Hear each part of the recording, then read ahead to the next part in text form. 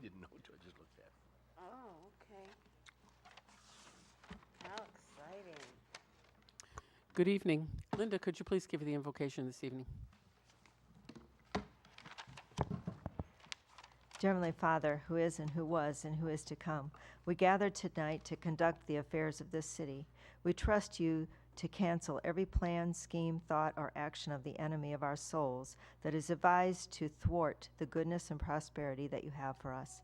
We welcome your wisdom, knowledge, counsel, understanding, might, and revelation. Lord, your word says that your thoughts are not our thoughts, and your ways are not our ways. For as the heavens are higher than the earth, so are your ways higher than our ways, and your thoughts higher than our thoughts.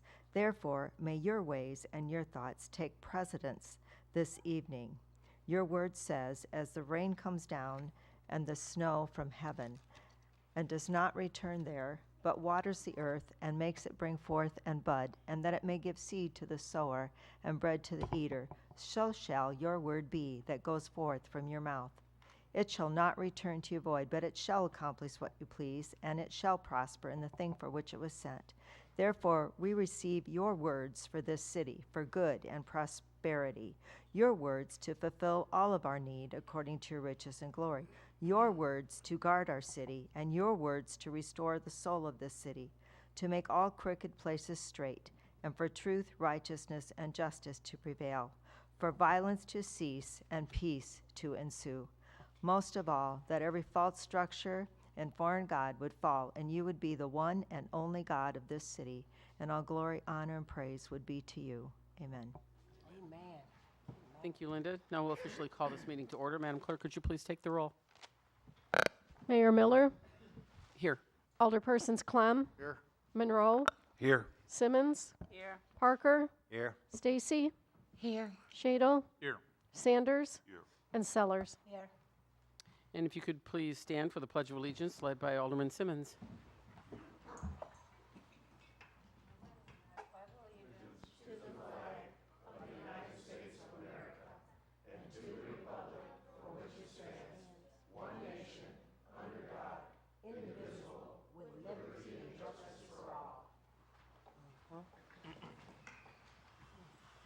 Item number 1 is approval of the agenda. Is there such a motion? So move. Second. A motion made by Alderman Shadle, seconded by Alderman Clem. All those in favor signify by saying aye. Aye. Opposed? That motion passes. Item number 2 is approval of the minutes from the regular meeting on November 20th, 2023. Is there a motion? So move. Second. A motion made by Alderman Shadle, seconded by Alderman Monroe. All those in favor signify by saying aye. Aye. Opposed? That motion passes. Public comment. We have one which is a read-in. Madam Clerk, could you please read in? No, sir, I'm sorry. Your topic is not agenda item, so it has to come at the end of the meeting. This email was received from Eric Quick. Thank you, Council and Manager Boyer, for taking time to address the concerns about Section 2 in the city's paid leave ordinance. Even though it was apparently drafted with good intent, upon first glance, it left me with questions about how it could be open to exploitation in the future. I feel it's important for everyone to be on the same page, especially when it comes to protecting pay and benefits for the workers. I believe this has happened as the result of this discussion. Thank you, Eric Quick.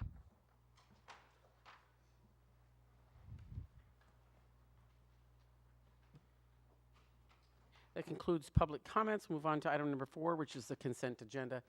The consent agenda consists of, is considered to be routine in nature and acted as one motion unless a member of the council would like to have something removed for further discussion.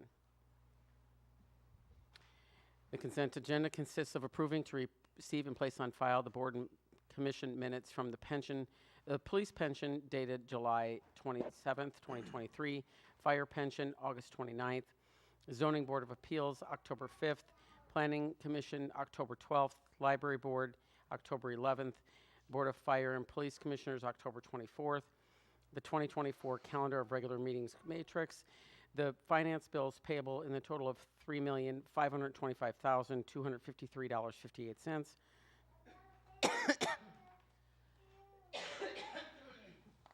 Excuse me, and payroll for pay period ending November 18th, 2023, in the total of $578,399.57. Also is the finance and cash and investment reports for October 2023. Is there a motion to approve the consent agenda? So move. Second. We have a motion made by Alderman Shadle, seconded by Alderman Clem. Madam Clerk, could you please take the roll? Simmons. Aye. Parker. Aye. Stacy. Aye. Shadle. Aye. Sanders. Aye. Sellers. Aye. Clem. Aye. and Monroe. Aye. The motion passes 8-0. Thank you. Number 5 is the recognition of service awards. Chief Miller? Yes, thank you. I'd like to invite Josh Wilkin up to the podium here.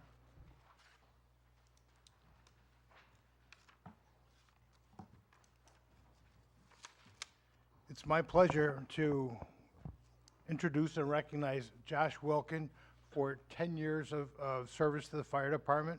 His starting date was December 18th of 2013. Item of note that he started the day after my first day here when I was hired. They wanted to give the chief a little additional seniority prior to hiring a new guy. So he started December 18th. Josh holds an associate degree in applied science from Highland Community College in automotive repair. He's a certified paramedic. Also holds certifications of firefighter 3, certified fire service vehicle operator, hazardous materials operations and technician level, fire apparatus engineer, fire service instructor 1. He's also working towards completing his company officer certification towards getting promoted. He's on our current lieutenant eligibility list. Josh is a member of the Mavis Division 17 Hazmat Response Team. So if called, he would respond anywhere within Stevenson County and some certain circumstances outside of Stevenson County. Also, he's one of our fire department mechanics. He's a member and treasurer of the Foreign Fire Insurance Board. And he's married to his wife, Allison, and she's present with us and their 3 children. So with that, Josh, I've got a certificate for you.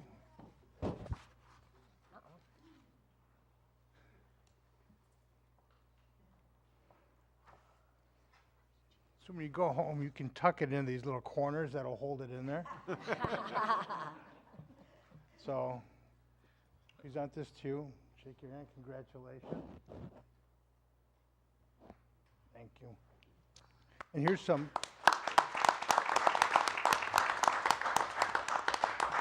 A certificate for some downtown dollars to spend and utilize downtown. So I'll turn the microphone over to you for a few words. I'm not a man of many words, but I thank you for this opportunity. I greatly enjoy the job that we do, serving the public.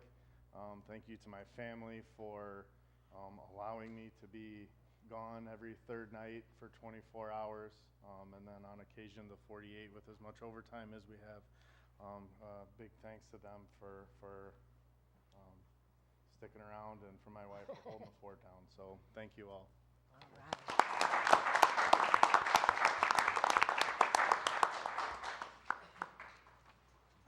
Move on to item number 6 is appointments. Could you please read this?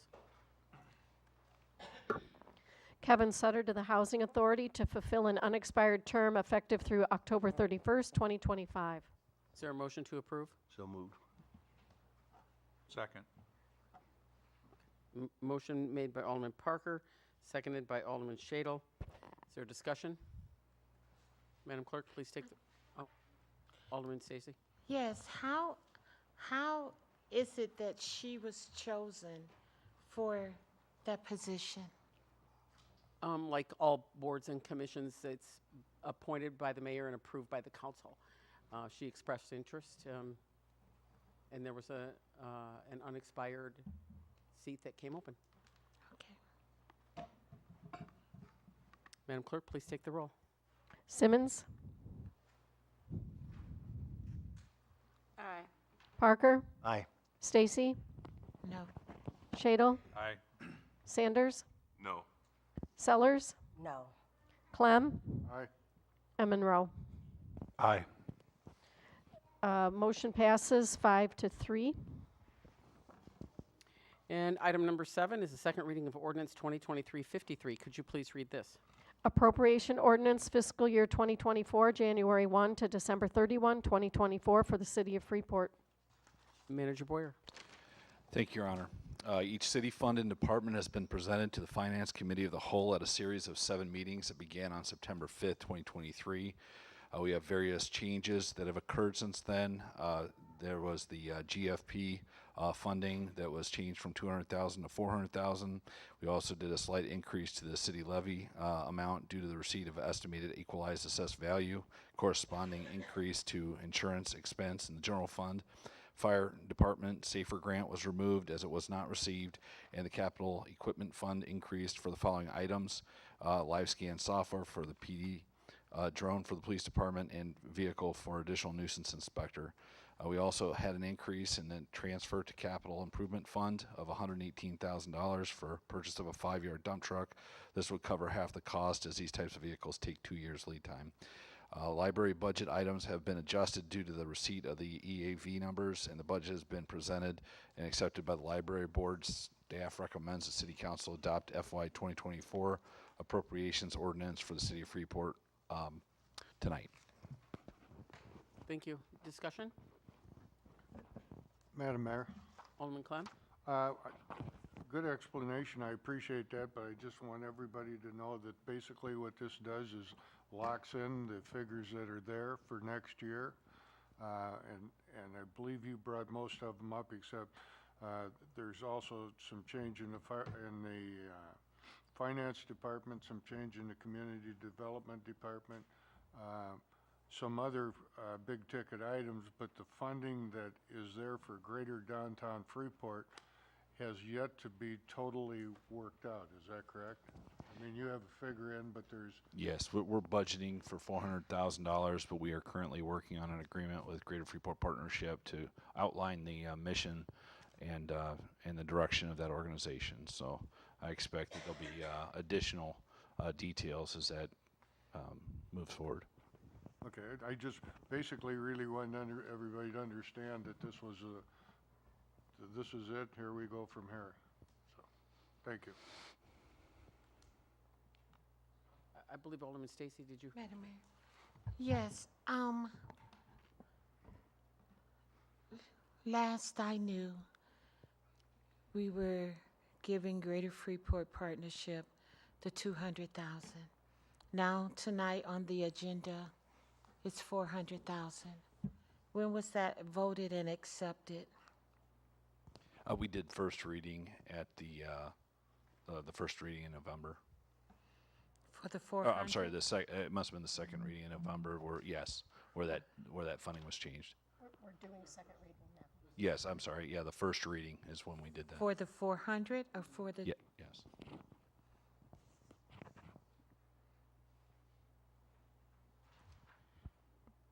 I have a question. Yeah, I don't got a question. I don't remember voting. Alderman Sanders, No, did you have? I'm gonna step Alderman aside. Sellers? Yeah, I'm gonna step aside right quick. I'm gonna come back. It's okay. Alderman Sellers? Oh, okay. No, I'm just trying to figure out, I don't remember voting on that. Well, we didn't vote. It was the first reading. It was presented at the last meeting, and then it was moved forward for vote tonight. Oh, I didn't know it was the 400,000. I thought it was the 200,000, and that's why the crowd was here to have us not vote on that. Director Richter, did you want to add to that? This memo that Rob read from is dated November 15th. That was when the 400 was changed. That was after the meeting. So we, When the meeting after the 15th. Alderman Sanders? so we are aware that this demonstration of the reduction or the increase back to its normal state, it was never taken away, is what you're saying.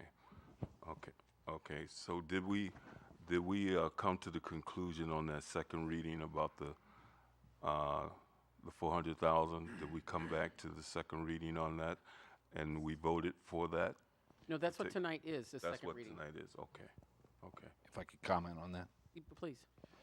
Alderman Sanders, the original funding level for GFP was 425,000, Mm-hmm. and it was reduced by 25,000 due to the fact that further reductions would potentially cause the organization to cease to be able to function and do what they do. However, there's a lot of time and energy that people have put into putting this together, and we have an agreement coming up for review. And so during that review process, we seek to align the city's needs in our future agreement. And in that agreement, there is also a cancellation provision. So at any time that the city feels as though it's not getting the value for its money, Exactly. there is a cancellation feature in there. So I just want you to be aware that So this that's is a budget. instantaneously? Would that be instantaneously if the Within council- 60 days, I believe. Oh, within 60 days. See, that detail we didn't hear about. Yes. Yeah. and That's, we need this to- is just our budget. Yeah, We're not but- writing a check or anything But, tonight. but what you just said concludes our mindset that we should vote for one way or the other, because without the 60 days, knowing that we can cancel what taking place, we would have to come back and then cancel it officially if we decided to do so. Yes. Okay. All right. Thank you. Mayor, Yeah, Alderman Simmons. so, okay, so I thought we were trying to reduce the budget to Greater Freeport Partnership.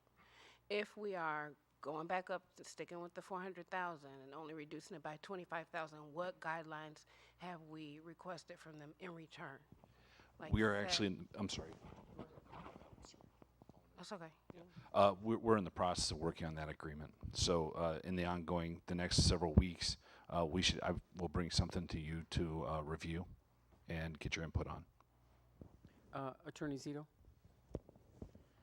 And just so the council knows that because this is the appropriations ordinance, or people refer to it as the budget, you're setting a number as to the max amount that can be spent. It doesn't mean that you're actually authorizing the expenditure right now, but it's just saying that this is the max amount that you could spend on this line item. Ultimately, as city manager mentioned, an agreement is being worked out, right? If that agreement comes before you guys and it's for 400 and you guys like the terms and conditions of it and you want to authorize 400, at least you've appropriated 400,000. Now, if you guys want to say, you know what, we're not comfortable with that, we're only going to allow for 300, okay, well then that's the agreement. Then you only spend 300, right? But if you guys, this is a hypothetical, right, said, you know what, they've completely sold us on it, we want to spend 500,000. Well, you can't because you've only appropriated 4. So again, this is just a budget number for you guys, but you have to adopt the appropriation ordinance every year, you know, by at this time of year, you know, so it's just setting an outside number of what you could spend up to. Not that you're authorizing the expenditure, it's just that saying that if we do authorize an expenditure, this is the max amount that we could ever spend on it. Okay. Okay. Alderman Stacy? Yes, until we get that list that you, City Manager Boyer is speaking of, can that portion be tabled? I don't know if I can answer that. It can, unfortunately, just because your budget right now has to be adopted now.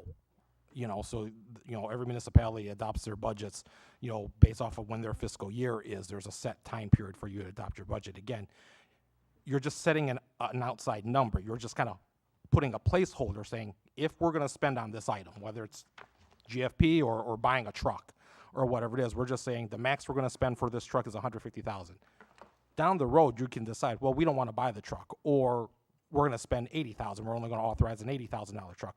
Well, at least you've appropriated at least 80 because you appropriated 150. It's not that you have to spend all 150 there, but unfortunately, if you don't appropriate it now, then there's a process, but you'd have to go through later to try to appropriate it there. So usually everyone, you know, now's your chance to set that number. Again, if you choose not to to spend it, you don't have to spend it.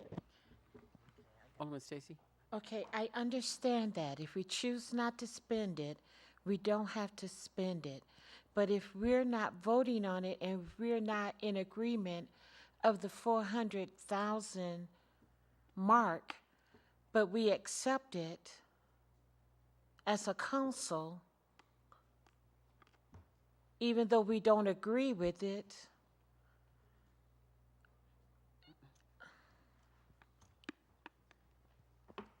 Manager Boyer. Oh, just to address that, Alderman Stacy, we're continuing to work on the agreement between the city and the Greater Freeport Partnership. Once we have that together, and I will definitely get that in front of you, I believe that you will look at that agreement and you will agree that it is the right thing. However, regardless of that agreement, if you choose not to approve that agreement, okay, then these expenditures will not go anywhere. Okay, but I believe that we need an opportunity to realign the mission of Greater Freeport Partnership into what it is that the city needs, and there are quite a few needs. And I'd ask you to reserve judgment on that until we get that together. Which I believe we have to do that before the end of the year, correct? Yes, last Tuesday in December. It needs to be filed with the county clerk. Right. Alderman Sellers, I'm sorry, Sanders. Okay, thank you, Mayor. What is also probably is needed is that we do need all the line items defined to us and the justifications for why we should go back to their status before this whole thing took place. I don't want someone sitting on the council trying to recoup themselves in regards to the GFP. You know, some people may have hesitant because of the fact that we don't have material items that explains the Greater Freeport's position, what their intents are, what their expenditures are going to look like. We just don't want to give them money just to have it floating throughout their organization. And the one part that gets me is that we're not getting the report analysis on nothing that they're doing and what their future plans are, because we're talking about the people's funding. We don't want the money just to be splurged for whatever that pops up. We want it to be something definitely will meet the year annual report of all of the funds that we had initiated to them. So that's what I'm looking for. My colleagues are probably looking for the same thing, and so we should get an update before the end of the year. Actually, they present to you every quarter.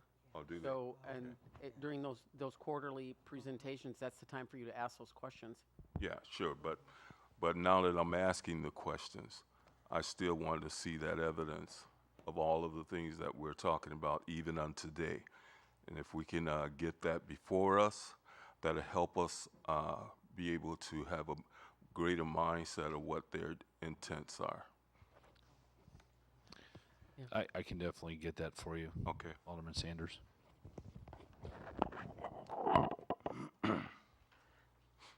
Alderman Stacy? Madam Mayor, I want to ask the council to stand with me in giving the people the support they need and deserve. There was 2 people here tonight, for the ones that wasn't here, for the public hearing. Had there been more, it would have allowed 10 people to speak for 30 minutes. It would have given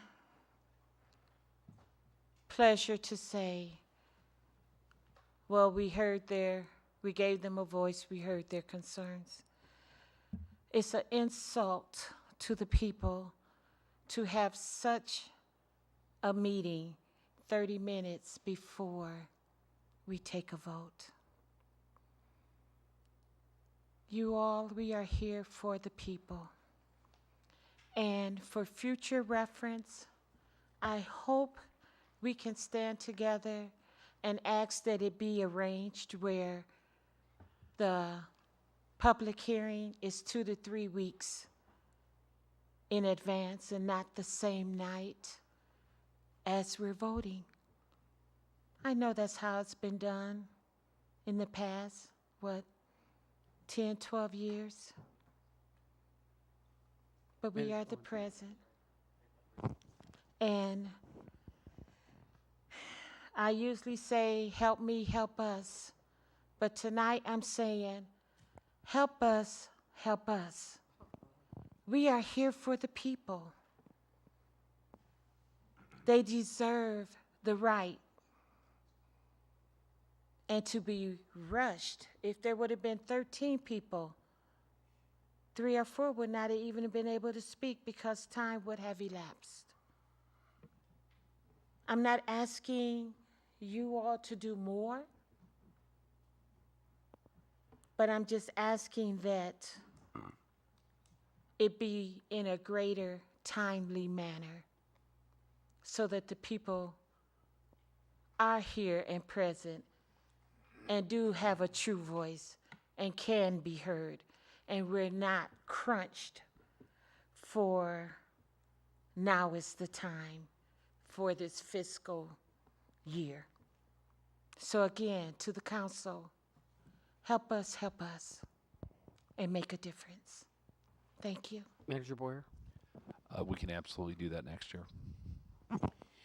But let's not forget that we've been talking about budget since August. And every public comment, if we're talking about budget stuff, every finance committee of the whole, the public is allowed to talk before and after any council meeting. So there's been multiple opportunities if someone chose to come and talk about whatever they desire concerning any item. So the public hearing is just by law what we have to do before the second reading. I understand that, Madam Mayor. And what I'm asking is that it don't just happen because by law it has to. I'm asking that it happen in a timely manner where the people can truly be heard so their concerns are heard in a timely manner, and we're not rushed in 30 minutes to vote on something that if they do come and speak, it don't mean a hill of beans because we're going to vote on it as soon as you sit down. I'm not talking about the right to public comments. I'm just strictly asking, can the public hearing be 2 to 3 weeks before we sit down at the table and vote as we will tonight? Thank you.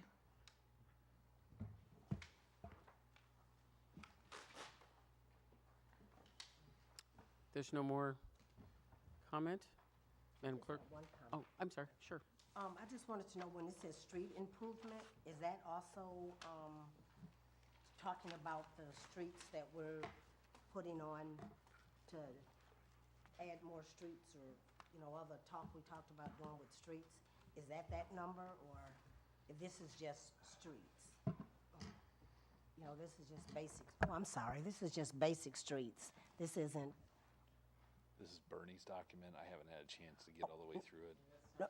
No, I'm talking about where it just says streets, but I'm just wondering if that number there is, the streets that our city workers do, or we're talking about the streets that have to be redone and dug up and all that kind, right here, what am I looking at, right? So I believe you're looking at you're looking at 144 Street. That is the Public Works Street budget Oh, okay. that Bernie compiled. Okay, yep, Public Works, okay, that's what that is, okay. So that is Okay. not necessarily the materials and so forth that are required for street reconstruction. Right.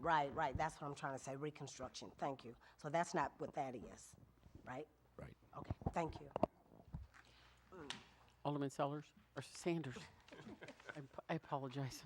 Is that a bundle for the street repairs and things of that nature? Is it a bundle that you have collected in regards to who's going to do the work, where the sightings are for the work, and who's monitoring all of the things that's supposed to be taken care of what we've been talking about for the last 6 months? Are the street department going to be fully functionable in regards to how these repairs are taking place, and where is the graph and everything about all of the streets and what has been and what has not been repaired, and where we're at right now at this point in regards to repairing streets and things like that? We like to see something tangible like that, you know. I may call on Darren to chime in on this one, but next year's street projects, we've identified Oak from south to Galena, Chicago from Galena to Iroquois, Iroquois from Chicago to Kenwood. Of course, we've already got Pearl City Road in the queue. That's contractor led, so from the roundabout to Empire, and then Adams Avenue is going to be completed from Arcade to Float. So that's the high level plan. We did receive some extra commitment from the county for an extra $500,000, so we haven't completely included that. But yeah, that's the high level review. Yeah, the reason why, can I follow up with that? Reason why I question that is because I'm looking at the cost. Is that the final cost for all of the things that we're working toward?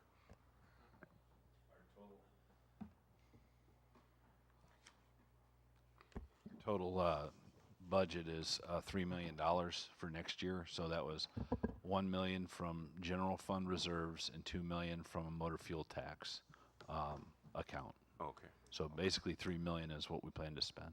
okay. Alderman Stacy? You all were not here when Mr. Bernie spoke. This is his document that he passed out. What you're looking at is what Mr. Bernie passed out. This is not the city's document. Oh, okay. Thank you.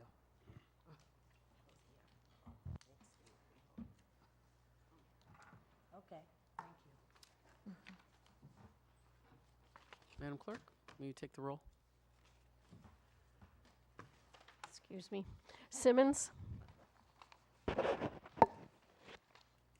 Aye. Parker, Aye. Stacy,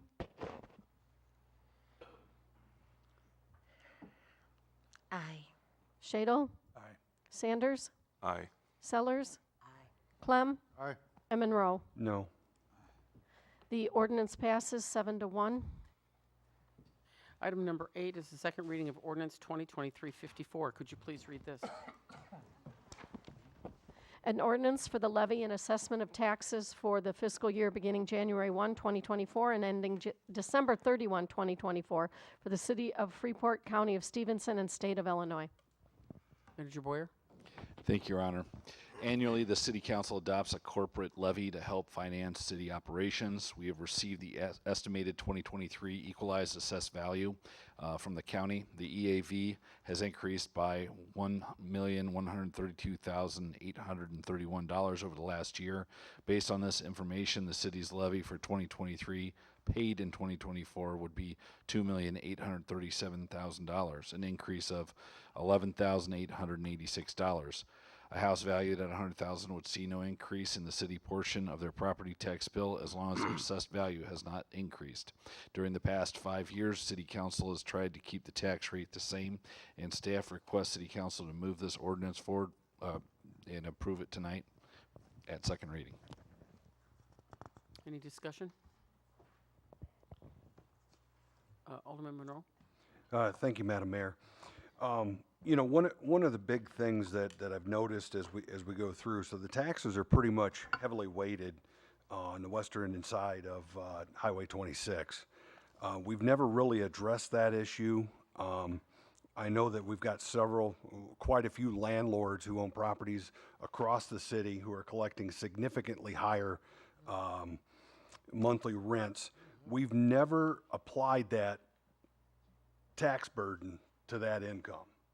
And it's, in my opinion, is we're missing out on millions and millions of dollars of revenue, and we've never held those people accountable. And part of the problem that I have, and normally I just keep my mouth shut and kind of go along with this, but the problem I've got is that these rental properties, there are a lot of them in town that are decreasing in value, but the rents are still going up. Yes. And it's putting greater and greater pressure on the citizens of Freeport. We've never, ever addressed this, and I think it's high time we do. And I don't feel comfortable moving forward with this tax levy unless we address that issue that's kind of reared its ugly head again this year. I'm totally confused.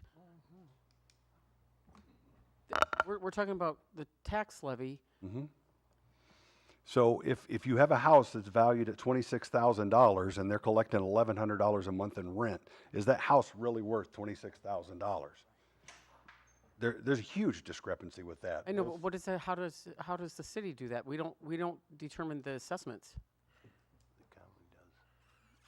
I understand that, but it's an unfair practice that the city's doing by applying something that is inadequate.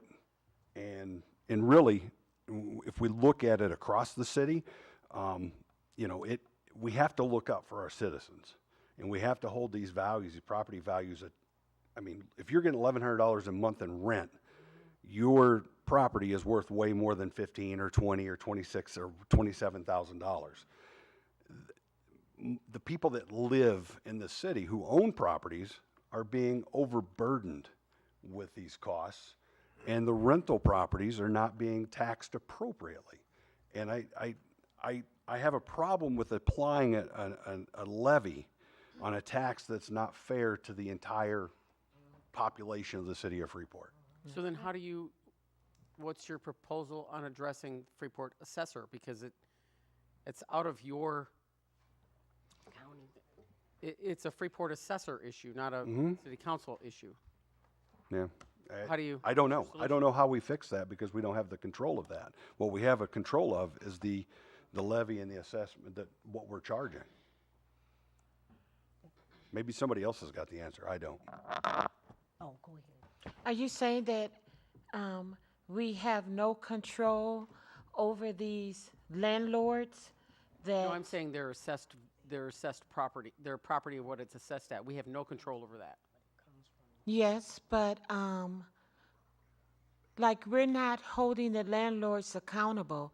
They don't even live here, and they don't have nobody even over their property. And if they're within a certain limit of mileage, they have to have a realtor over their property, and they don't. And we know that they don't, and we know that they don't live here, and we just allow it to continue to happen over and over and over. Well, And- those are probably things that we could have a discussion on concerning landlord registration issues, but there isn't anything that we can do about the assessment. That's out of our control. However, what you're talking about is landlords in general. And so that registration, that ordinance, the whole thing about how do we fix the landlord issues? Yes. Yes. It's just, but my question is, how does it attach itself to the levy when we don't have control over those assessments?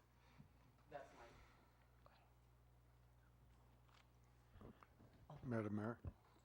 I think Alderman Sellers was next. Yeah, thank you.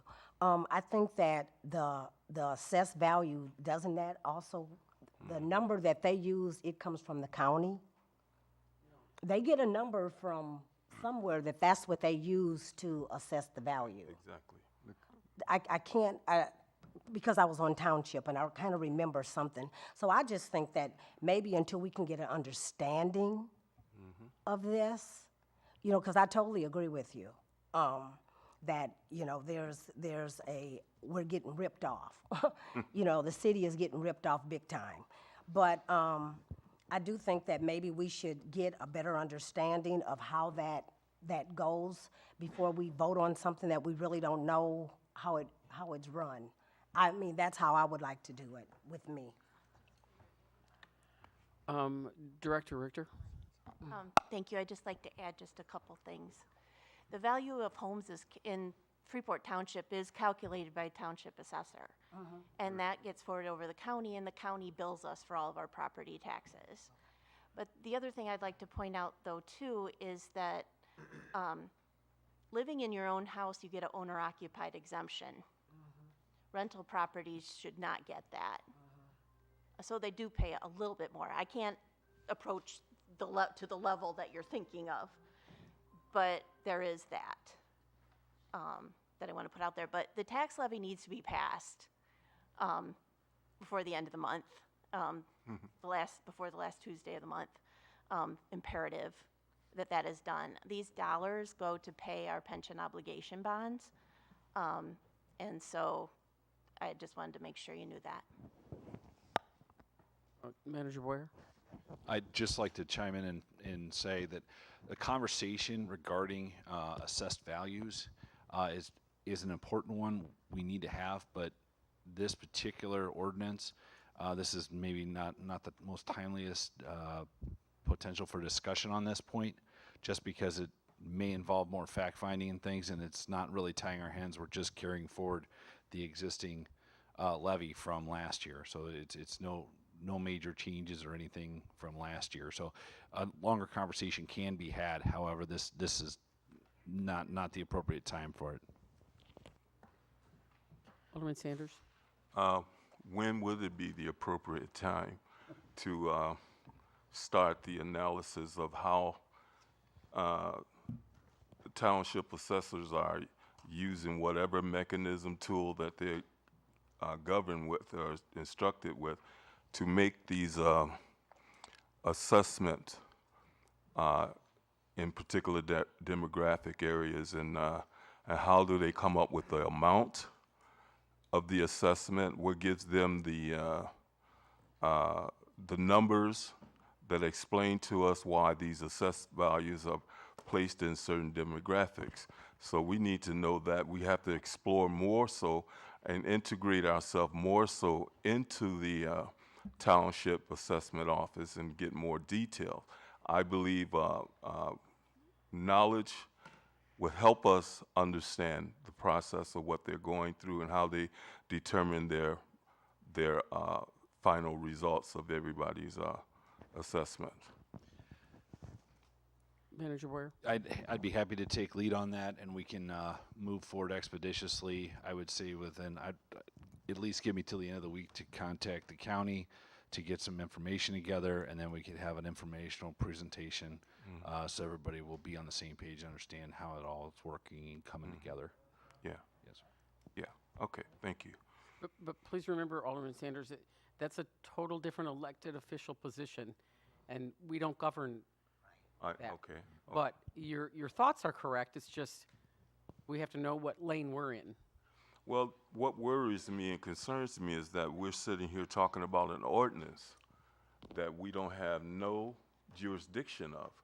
And if we're talking about it, I feel like there must be a pathway to finding out for the citizens of Freeport why these things are happening. You know, everybody look at their assessed value or have their appraisal value of their home and look at the price of their property and everything and don't have a clue how that got there. You know, so we need to break that down, not only for ourselves as councils, but for the citizens of Freeport who doesn't understand completely at all. And so I think we should do a little bit more investigating on how we can find this pathways. particular ordinance is about the levy itself, Okay. which we're not increasing over last year. Okay, So gotcha. the average homeowner will not pay more money because of our levy. Oh, that would be nice to hear. That's what you're voting on. But we also need to know if there's an option to have our levies decreased as well, as opposed of increasing. What about, it goes up, why don't it go down? You know, is what I'm saying. People would love to see the decrease because they can save more money. That way they don't have to be, well, like Brother Rob was saying, this can turn out to be a lengthy conversation. Alderman Monroe? And the one thing I'll add on top of this is that the assessed values have been going up. So even though we keep our number the same, the tax per person goes up based on the value of your home, the assessed value of your home, wrong or right, it does go up. So I think that's the question, you know, with passing this levy and saying, well, we're going to hold it the same, we don't really understand where we're at in order to make a real good estimation as if this should go up, go down, stay the same, any of that. And that's my problem is I don't think we have enough information to vote on this at this time. Director Richter, did you want to add to that? I guess I just want to echo what the mayor said as far as we don't have control over the assessed value of a home. How they come up with that, yes, I am also would be interested in, you know, moving forward and finding out all of that. But the tax levy won't change because we find out how they do it. Follow up? Follow up on that. Well, then how do we know how to set the levy if we don't know what the assessed values of the homes are going to be? When do they come out with those numbers? So we have already, I'm sorry. He's already told us. They have already told us the estimated, that's what we wait for every year. That's why it's somewhat late in November, because I'm waiting for that number. Okay. So they give us the estimated EAV towards the middle of November. And we have to pass it in December. And when did we get that number? She said it tonight. I missed it. Sorry, I was looking up. Middle of November. No, got the I'm not talking about when. I'm talking about the amounts. The amount, you know, how did it change? Did it go up? It went up a half, the EAV for City of Freeport went up 0.5%, which is significantly less than it did last year. Last year it was more substantial. I won't give a number. So basically the assessed values are staying relatively flat, is what you're telling us. Okay, that's what I was looking for. Thank you. Alderman Stacy? I was just going to say, this is just a prime example. I know we started all of this in August, but maybe we should have started in July. Because now here we are tussling with number 8 because we don't understand it, and maybe we don't have enough information, but it has to be accepted by the end of this month.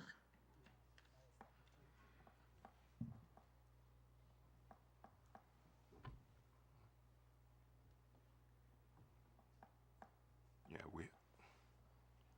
Alderman Sanders? Yeah, I agree with you. In any time that we get in this position, that we can't solve a problem or come up with some kind of conclusion or whatever, I think that the council can't be caught in a position like this where we can't solve a problem. I think we need to do diligence in our efforts when these items do come up on our agenda, and to make sure that we have somebody that is well learned about what we're going through and why we don't have an answer at this time. So we should be changing our format, focus, determination in regards to these kinds of matters. So yeah, I'm just down with the fact that I never would like for us to be caught in this kind of position. So that's what I have to Madam Mayor, say. Alderman Clem. I'm gonna be the most unpopular person in the world, but I'm gonna say it the way it is. Everybody has every piece of this information. They've had it for months. They've been given it to them in plenty of time. It's been explained what everything is for. The EAV has been talked about before. This is the same way it's been done, and maybe I've been here too long. And if I am, tell me, I'll be happy to retire, okay? But guys, you can't sit there and blame it on administration on what we aren't doing, because we've all had the information. We've gone to meetings every time we've had a council meeting, we've had a budget meeting. Marie Richter has been open for any questions, anything that's come up. Rob has been anything that has been available for anything that comes up. This thing with the levy, I've fought my taxes about 7 different times because I'm one of the guys on that side of town that gets them raised all the time. And it is complete BS. And it is up to the county and the township to do it. The mayor is 100% right, okay? We need to get on other people's stuff to start to take a look at this. But don't sit here, guys, and point at everybody else, because we've had the information, we've had the opportunity. I specifically asked Marie beforehand. I said, now, Marie, when we vote on this tonight, the appropriation thing, I said, that pretty well sets everything into place, correct, on the amount of money that we're going to spend next year and everything else. She said, that's correct. We'll vote on the other appropriation ordinance where we still straighten stuff out next week.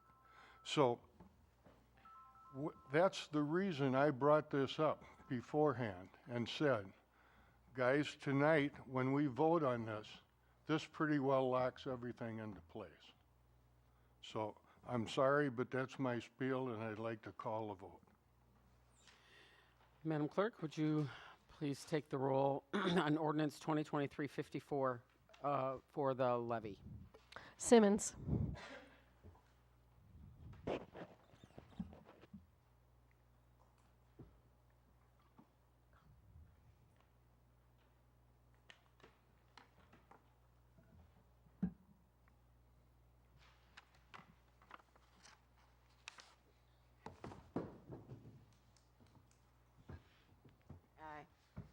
Parker? Aye.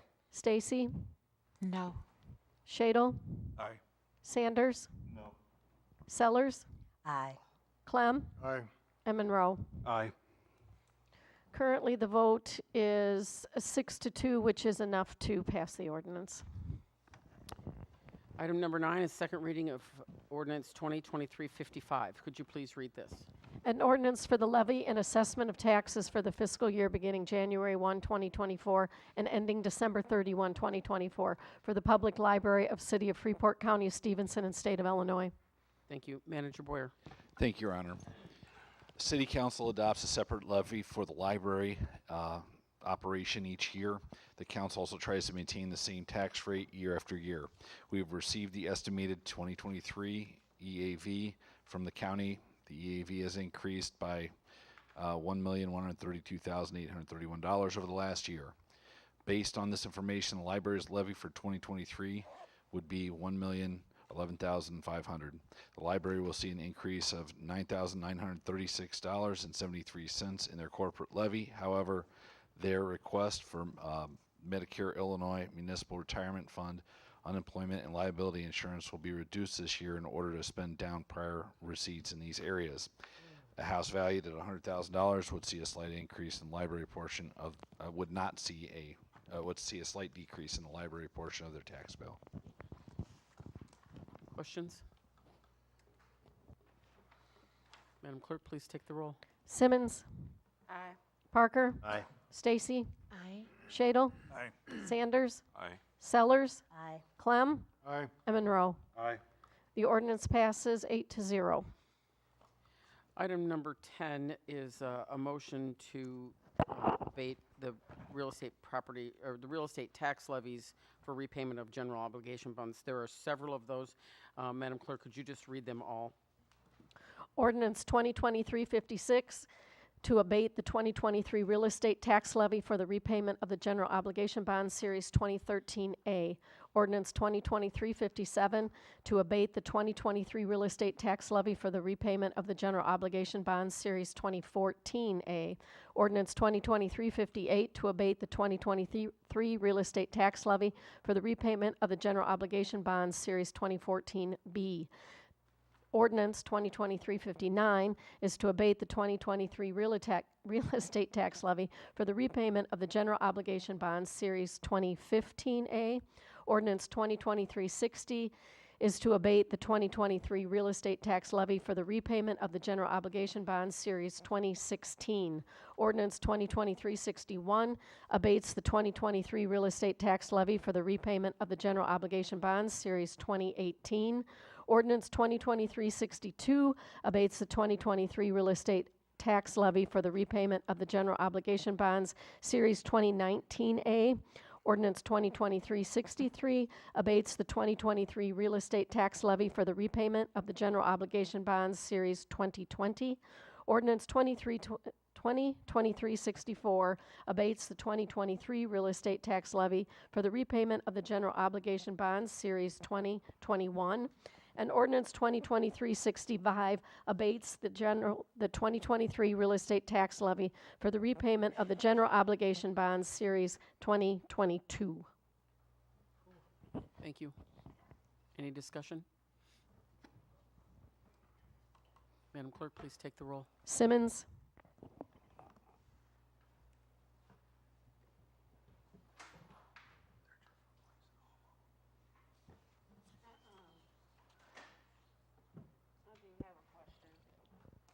Sure. It could be a sidebar question, but it's for you. Can you talk louder? Yeah. Well, it may just be a sidebar question. So how you said something about owner occupied, didn't have to pay certain things. Previously, no. No, it was something totally different from this. But my question. Earlier today. Yeah. Something about owner occupied. They get an exemption on their property taxes for living in their own house. So people that rent their homes don't get that exemption. Like they get an extra $2,000 off the top. I'm sorry, I don't hear Right, very okay. well. My question is then, is that possible for abatement?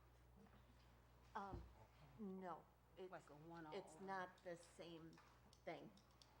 It's not the same thing.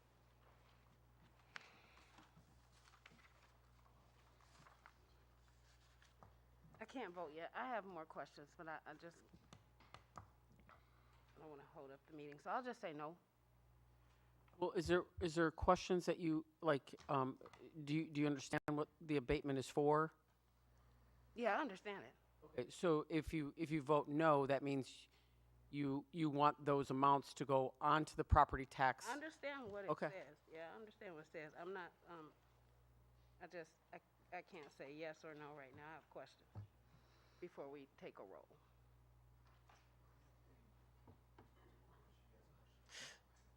Yeah, I mean, if you have something you want to ask, you go ahead. Okay. So, these probably will have to be answered. Can I go ahead? I have the floor? Okay. So, I guess my question is, if we do not abate, say just for example, if you remove the 2013A, just for an example. So then, that bond then gets paid out of this tax levy. Is that right? And then that frees up the money from the capital improvement fund that is now being used to pay that bond? Right. So I think I understand what you're kind of asking. Right. So when these bonds, loans were originally taken out, okay, they're structured so that, hey, the bank loaned us money, we have to pay it back to them over time. Now we have to have a source of funding for that. Okay.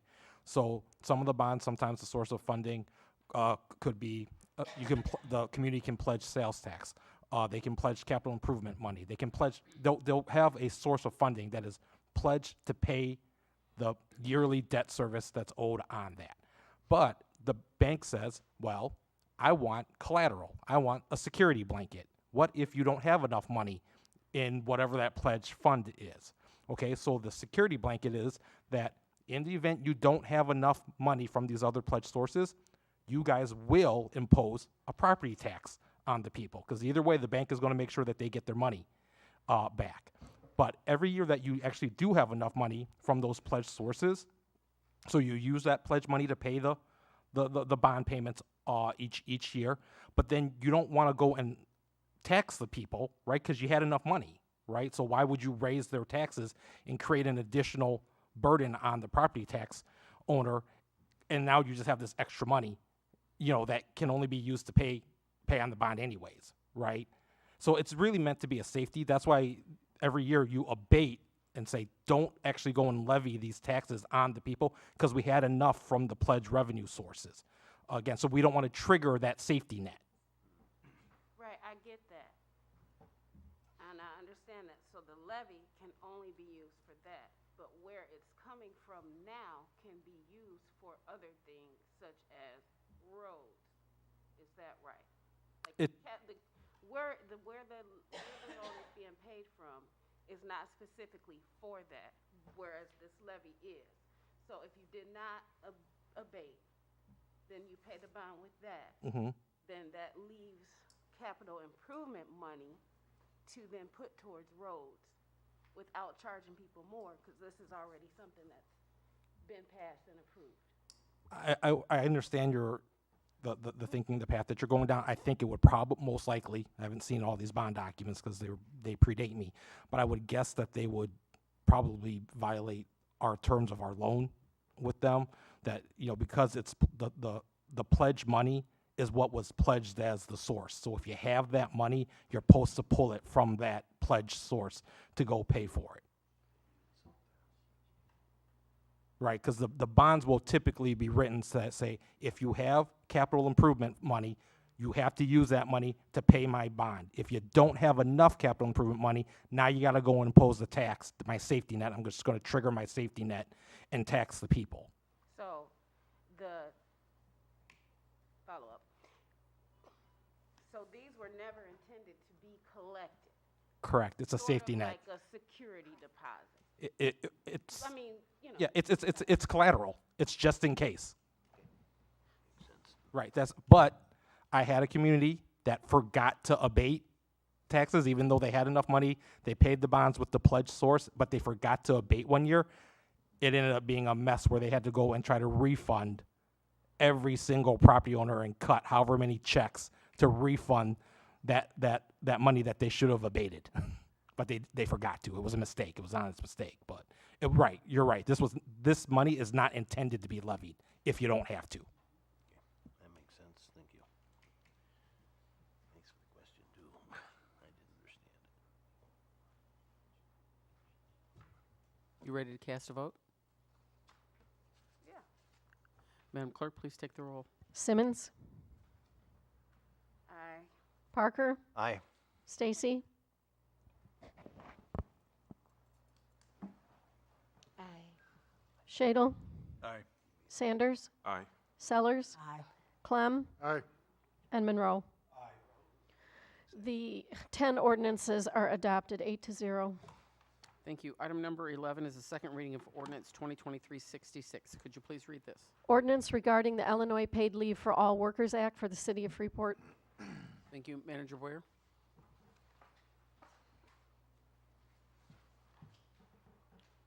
This is a carryover from the last meeting where some language was changed in the ordinance, specifically as it related to the updated language now reads, as an employer providing less than 1 hour of paid time off for every 40 hours. However, there's a little bit of a glitch. I'd like to defer to Aaron to explain that. Attorney Zito. Thank you. So per the council's request, if you guys look at section 2 of the ordinance that starts with the sentence, the city hereby adopts its current paid leave policy for city employees. There was a request that the last sentence be changed to reference the fact that it's 1 hour of paid time off for every 40 hours worked to any city employee. So we did add that language in per the city's request. What I missed was it should probably say 40 hours actually worked. I forgot the word actually. So I would ask that a motion be made to add that one word actually, that clarification word actually, right before the word worked. So that it would end up reading 1 hour of paid time off for every 40 hours actually worked to any city employee. Motion to add actual Second. to the language. Okay, we have a motion made by Alderman Clem, seconded by Alderman Parker, as stated. Any questions concerning terminology? Madam Clerk, could you please take the roll on the amendment only? Simmons. Parker. Aye. Stacy. Aye. Shadle. Aye. Sanders. Aye. Sellers. Aye. Clem. Aye. And Monroe. Aye. The motion on the amendment passes 8-0. So then, before you, council, then would be the second reading with the amendment. Any further discussion concerning with the amendment? Madam Clerk, please take the roll. Simmons. Aye. Parker. Aye. Stacy. Aye. Shadle. Aye. Sanders. Aye. Sellers. Aye. Clem. Aye. And Monroe. Aye. The ordinance passes 8-0 as amended. Item number 12 is the second reading of ordinance 2023-67. Could you please read this? Ordinance authorizing sale of certain personal property owned by the city. The fire department has a med tech ambulance. Chief Miller? Yes, thank you, Your Honor. Tonight, we're seeking council authorization to declare our oldest ambulance as surplus property for the purposes of trade-in and those revenues being applied to the purchase price of the new ambulance. Any further discussion on this? Madam Clerk, please take the roll. Simmons. Aye. Parker. Aye. Stacy. Aye. Shadle. Aye. Sanders. Aye. Sellers. Aye. Clem. Aye. And Monroe. I'm sorry, did I miss it? Aye. I apologize. Ordinance passes 8-0. I apologize. Item number 13 is the second reading of ordinance 2023-68. Ordinance approving a special use permit application at 223 South Chicago Avenue submitted by Rodell Zuberbuehler doing business as Chicago Port Authority to examine the special use of an M1 limited manufacturing business district to allow restaurants, taverns, packaged liquor stores, and any other establishment selling alcoholic beverages for consumption on or off the premises for section 1254.01B12. Director Duckman? Thank you, Madam Mayor. So the first reading of this ordinance was on November 20th, and at that reading, it was stated that Rocky Zuberbuehler and was bringing forth a special use permit to serve alcohol or to allow for a BYOB license for potentially their meeting hall at the Exchange, which is located at 223 South Chicago.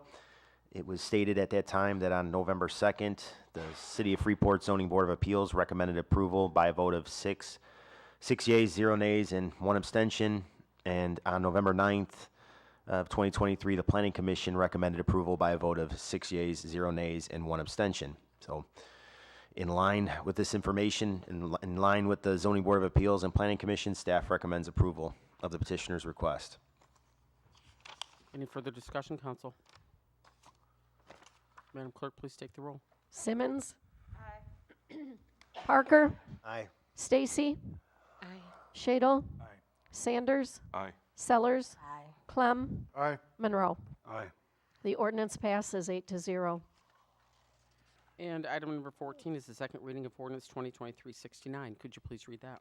Ordinance approving a special use permit application at 1810 to 1876 Southwest Avenue, submitted by V8 Ventures, Beefaroo, to examine the special use of a B3 commercial and wholesale business district to allow restaurants with outdoor serving areas per section 1252.01B10. Thank you, Director Duckman. Thank you. Thank you, Madam Mayor. So the first reading of this proposed ordinance, was on November 20th, and at that time, it was stated that a special use permit for V8 Ventures, Beefaroo, it was submitted for outdoor serving area at their location at the Meadows Mall.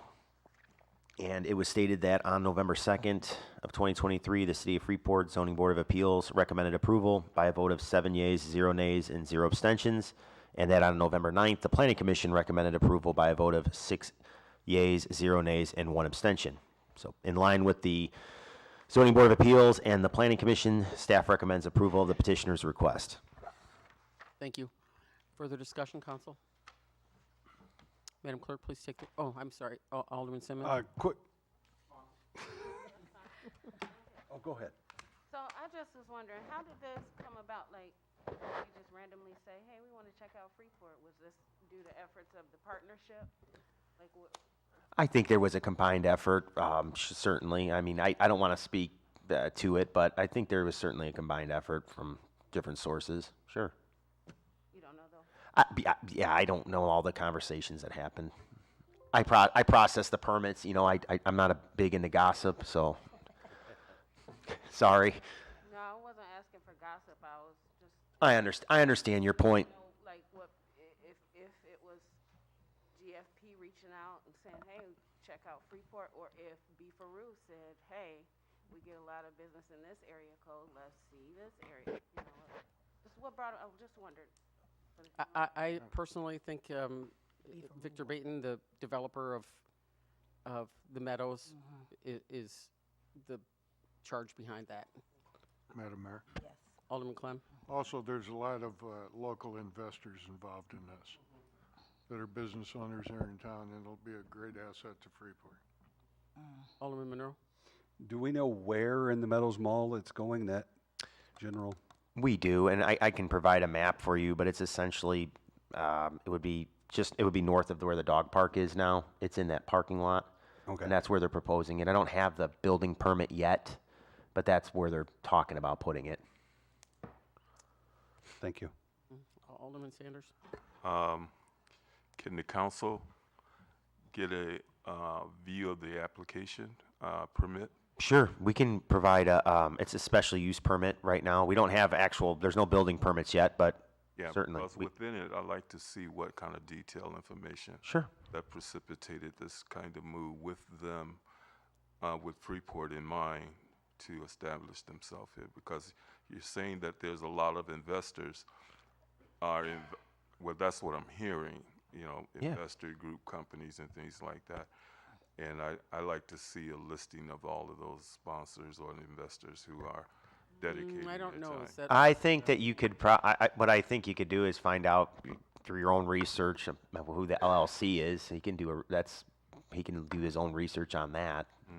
But I'm not, Madam Mayor? Alderman Clem? Alderman, understanding is it's a drive-through with outdoor seating. Is that what it is? Yeah, see, Supposedly. that kind of stuff is spelled out in the permit that will be able to inform people what we're looking at. Yes, and that's what the hearing was for. There's a zoning board of appeals, and there was a planning commission meeting, and there was opportunity for people to say we didn't want a beefaroo with outdoor seating. I mean, there was an opportunity to say no or against it, and we haven't heard any complaints about it. Most people are happy about the beefaroo. We're Alderman probably Sellers? happy about anything at this moment. Well, all right, fair enough. Fair enough. And this is a special use permit. It's not a building permit. It's a special use, so that way they can serve outside. Alderman Sellers? No, I just wanted to say, Beefaroo, I think earlier this year or something, they went, where they were franchise, what is it? Yeah, they're now a franchise. Yeah, they're a franchise, so they're even in different states now. So it's not just, they decided to come to Freeport, they're going all over, so. That's correct.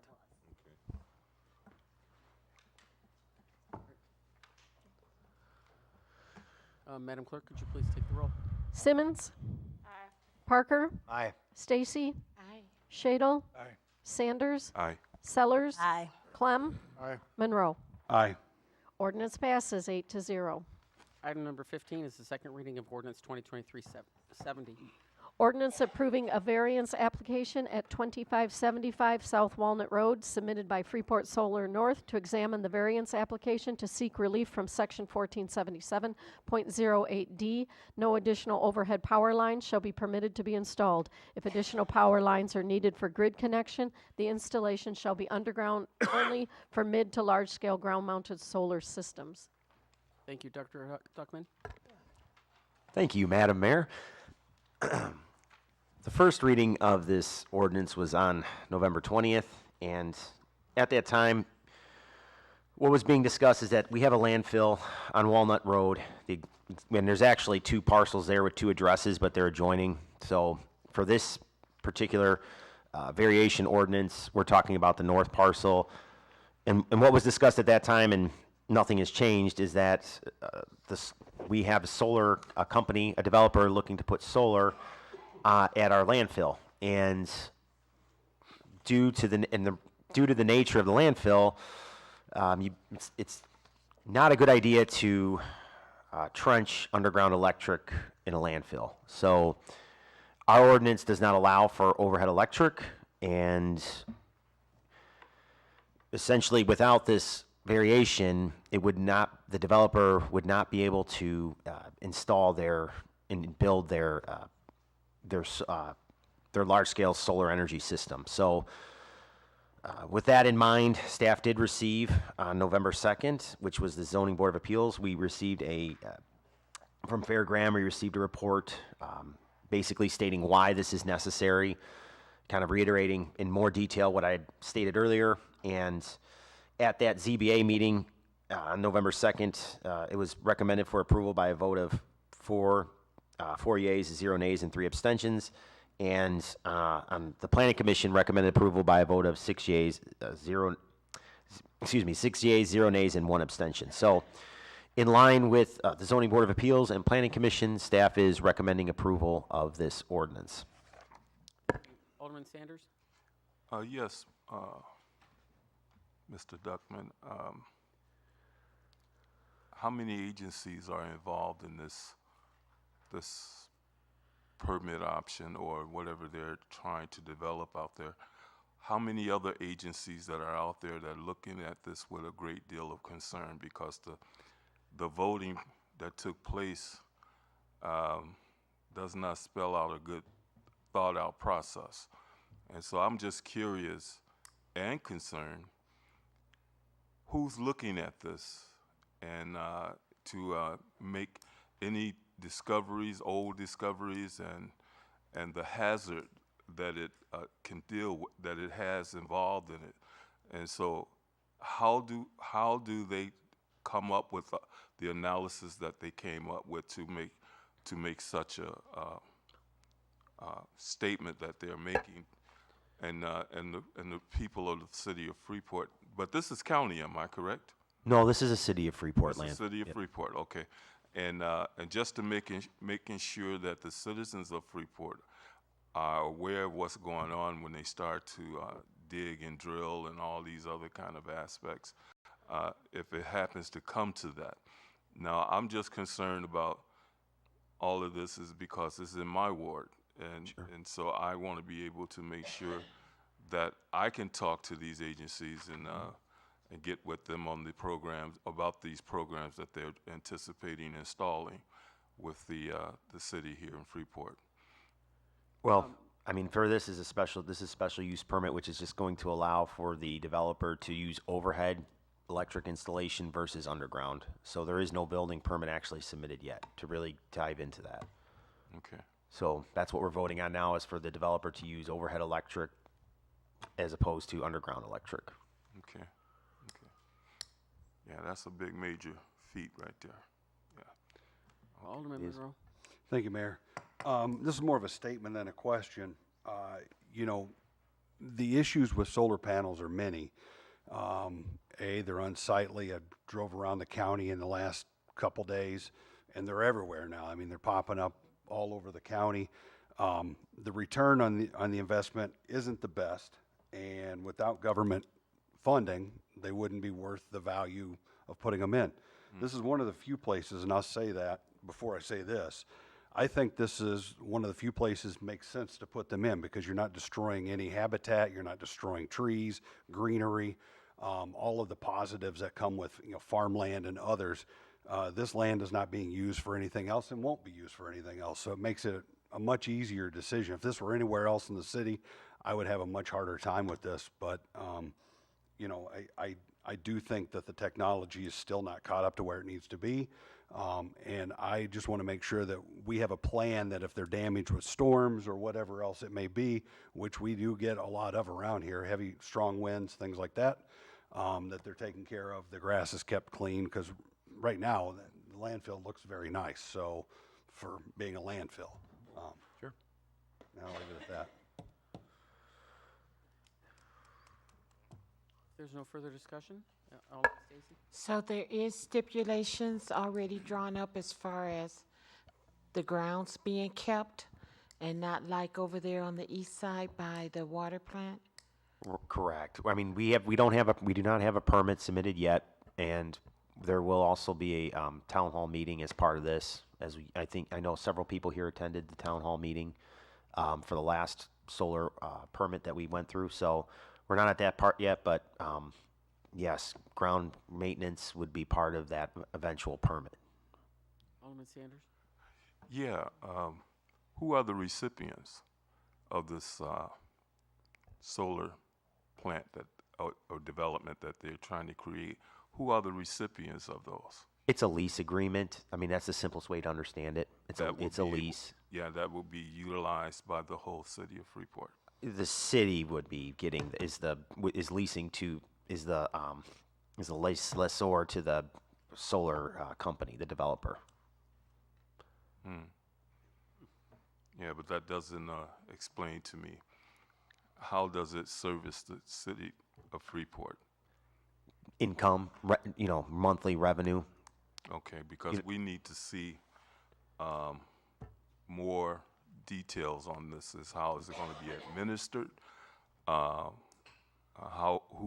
are the agencies that are incorporating this? And not only that, could that be sold to the people of Freeport for efficiency? This contract was executed, I believe, in 2019 with the former city manager. So this contract's been executed a while ago. Okay. So I can have Rob can provide you that contract. Yeah, we need to get more information. I think our council members would love to be more informed about the status of what they're contemplating. We can get you, yes. Yeah. Yep. Mr. Stekel, want to add to that? Some of the questions real quickly. As Director Duckman stated, this has been in the progress, I think, since 2019. It's simply a lease agreement for the ground to be leased from the city. The city will not own the solar. Amoresco, the developer, will own it and maintain it and take function of it. The power relates back to the grid, ComEd's grid, as part of this. And the variance they're seeking is supported by your landfill engineer, which is Fair Graham, because we don't want to have underground electric on the cap. The cap's estimated at 2 feet thick in most locations. It's dangerous to bury cables out there as it will settle. So the methods that they're proposing are regular standard operating procedures for a landfill. And outside of the lease agreement and them becoming part of our GFP businesses, it's just strictly a 40-year lease arrangement with an option to extend. I can also speak to what Alderwoman Stacy said. We've been working with Amoresco to develop a performance bond for the maintenance and upkeep inside the fence. They will install all new fences out there, so they will be responsible for the maintenance and upkeep in their area. And we're also having an annual bond with them that the city could exercise in case they don't perform. We would able to go over and take over, because it's a landfill. We have to maintain it to a certain status and make sure the water's draining off of it while the city owns it. We're also going to have a full decommissioning bond with them from day one, so if they were to walk away, fail, something were to happen, the city can exercise that bond to remove all the equipment, waste it, and turn it back to the natural cap that it exists today.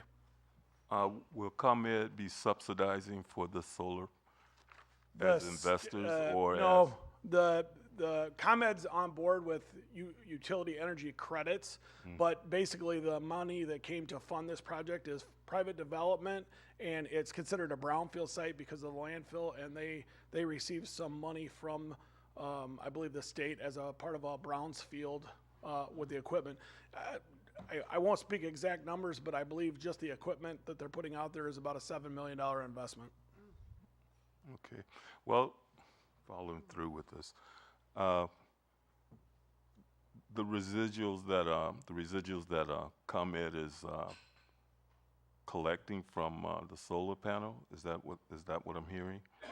All the energy will be put back to the grid. Back to the grid. Okay. All right. Excuse me. Alderman Stacy? Yes, could you speak a little bit about the power poles and overhead electric? Yeah, so anybody that's drove by solar setup recently outside of Freeport, you'll see like a 6-pole setup. They call that the interconnect, and it gives the power grid basically a disconnect, if you will, with transformers to the solar system. So in our standard process within Freeport, we require those to be underground.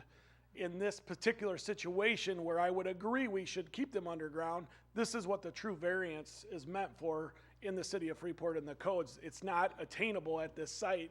It would be a huge liability and risk to the city to have them entertain putting electricity or electric power or digging on the landfill cap. We did some, just to some prior history, we talked about this at the last meeting, but the landfill cap, EPA doesn't know the exact limits of the garbage, and it's assumed that the garbage goes to the fence limits. Landfill 2 and 3 are old enough that there was no actual detailed record about how far the garbage comes out of the landfill. So at first we assumed that it might be back farther, but even some test borings that we've done out there, they've got garbage out as far as the fence. So when we're going to a pole setup, basically they'll drill like a 2-foot hole straight down, and they'll bury the pole and set it. So they'll do that 6 times instead of actually unearthing the cap, which is a huge liability risk. Landfill 2 and 3 were not regulated when they were filled many, many years ago. So the opportunity to dig up something that would be of great concern or liability to the city is very significant on those 2 landfills. The reason they need this ordinance and the one following right behind it that Wayne's going to say is the solar panels for landfill 2 and 3, they need 2 interconnects for the amount of power that they're bringing back to the grid. Well, that's. Did that answer your question? Yeah. The power that these 2 grids are gonna consume, that will just go back to the ComEd grid and be part of the utility package. That's what the. Yeah, but my question is, will it be integrated to the power grids of the ComEd that service our city? Well, of course it will, yes. Yeah, of course. Yes, but there won't be any discount. Have a suggestion been made that they could also install their own power source to alleviate the people here in the city of Freeport from encountering shutdowns, interference with electricity consumption and things of that nature? I don't know the extent of how much power wattage that they're using out there, but my thing is taking a chance to put something like that on your power grid as the city of Freeport for consuming to operate the whole platform of that administration or the development of that solar site.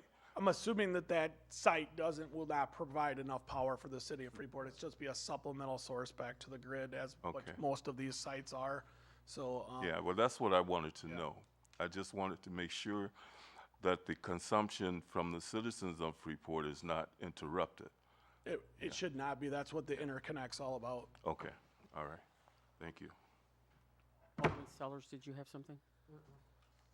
No. Alderman Simmons? So just hearing 40-year lease and solar panels is reminding me of the situation we got over on Hancock. So my question then the bonds are in place to avoid having that situation, whereas if they're not taking care of things like they should, you go ahead and take care of that? Yeah, as Public Works Department, the whole bond issue or maintenance, they call it a maintenance bond. If they were not to mow, not to perform to the city standards, we can go through the legal process of notifying they have so many days to comply, and if they don't, then we can exercise the bond and hire a third-party contractor to go down and do the required cleanup or the required maintenance. That is different than what is at the Hancock plant for solar agreements. So I would like to think that as these solar stations or arrays are getting more popular, everybody's getting smarter in the way that we're addressing them and entertaining them. This is a development for a solar array. The landfill situation is a little bit different. That's actually power that's supplementing the wastewater treatment plant and the grid at the same time. So I don't want to say they're different, they're apples and oranges, because they're not, but they're not the same process of what is trying to be attempted out at the landfill site.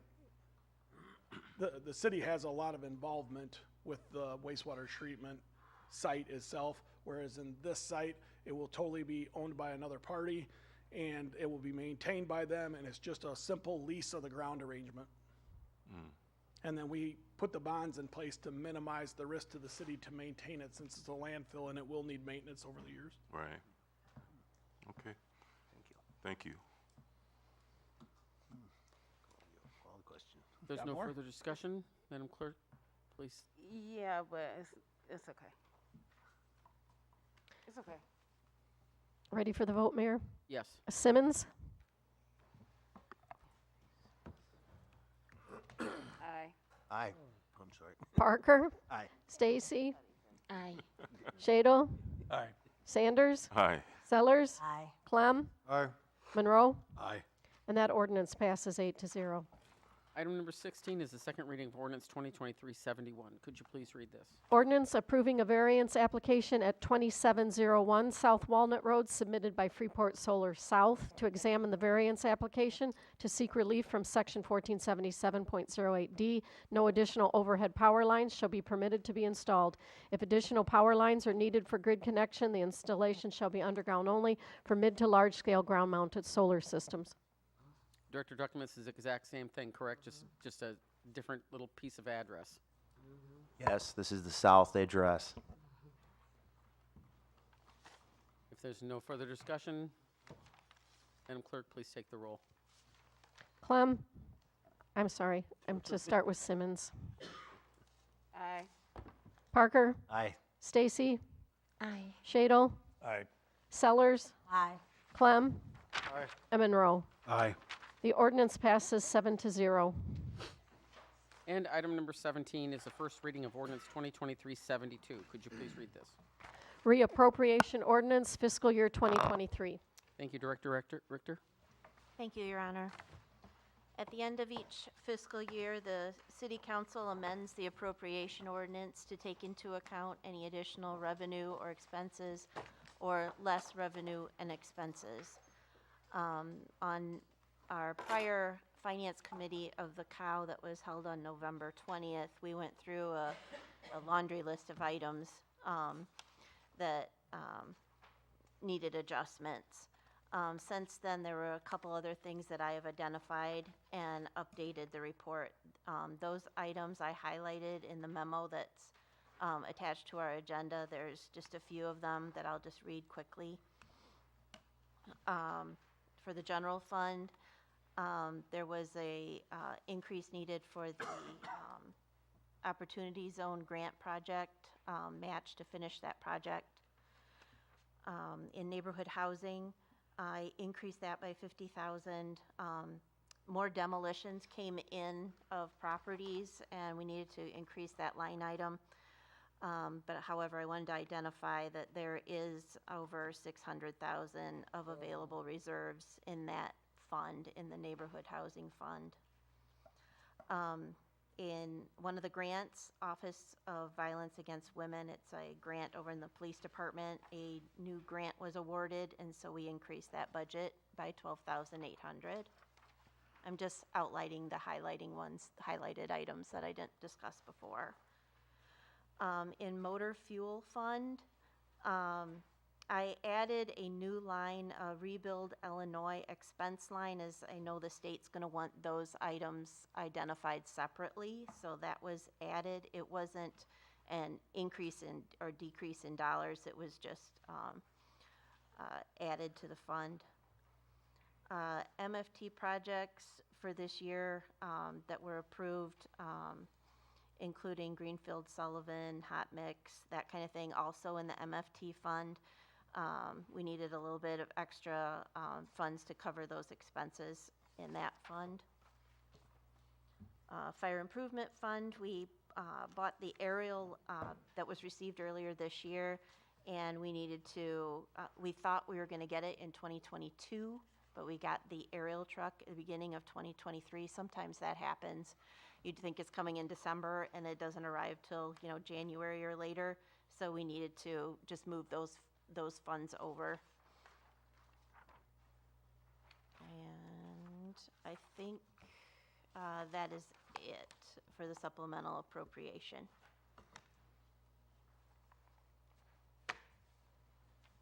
Discussion? Alderman Monroe? Thank you, Mayor. Quick question, Director. I noticed that there were increases for both fire and police pensions, the contributions, even though the police had fewer officers on the streets. Why are there some discrepancies? Is there an annual review that caused this, or? Yes. So when and that actually leads into our next agenda item, the actuary. So when we have our actuary reports done during audit time, they figure out how much is supposed to be due that you pay every year. So their calculations are why it was raised. That's the exact dollar amount that they said is our annual contribution. So when we budgeted last year, we did not have that number. Usually we carry forward the previous year's amount because it's impossible to determine what the actuary is going to do. So their job, you know, they use tables and estimates and all that to come up with, you know, how long everybody's going to live and how much pension is going to need to be in the fund. So we rely on them to give us the annual number. Alderman Sellers? Yes, I'd just like to ask the question on the motor fuel tax. The projects, you said some money was added. Do you know how much was added to that? Yes, 1 second. So it wasn't an increase in revenue in the MFT fund. It was more like moving it from one line item to another. In MFT, let me pull it up here, the exact numbers.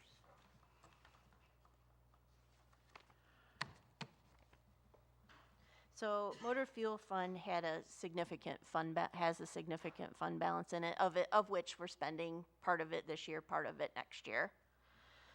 So in MFT, we added $1 million in the local match expenses, added $700,000 for Rebuild Illinois. Only specific projects are allowed to use that Rebuild Illinois money. And I believe that was Garfield Sullivan, right? Pardon, yeah. Greenfield, Oh. yes, sorry.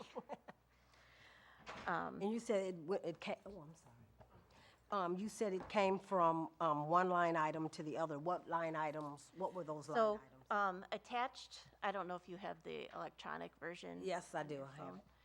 But attached to the ordinance is a very detailed every line item that is going to be adjusted in the back, and this is under 216 is the beginning number of that fund.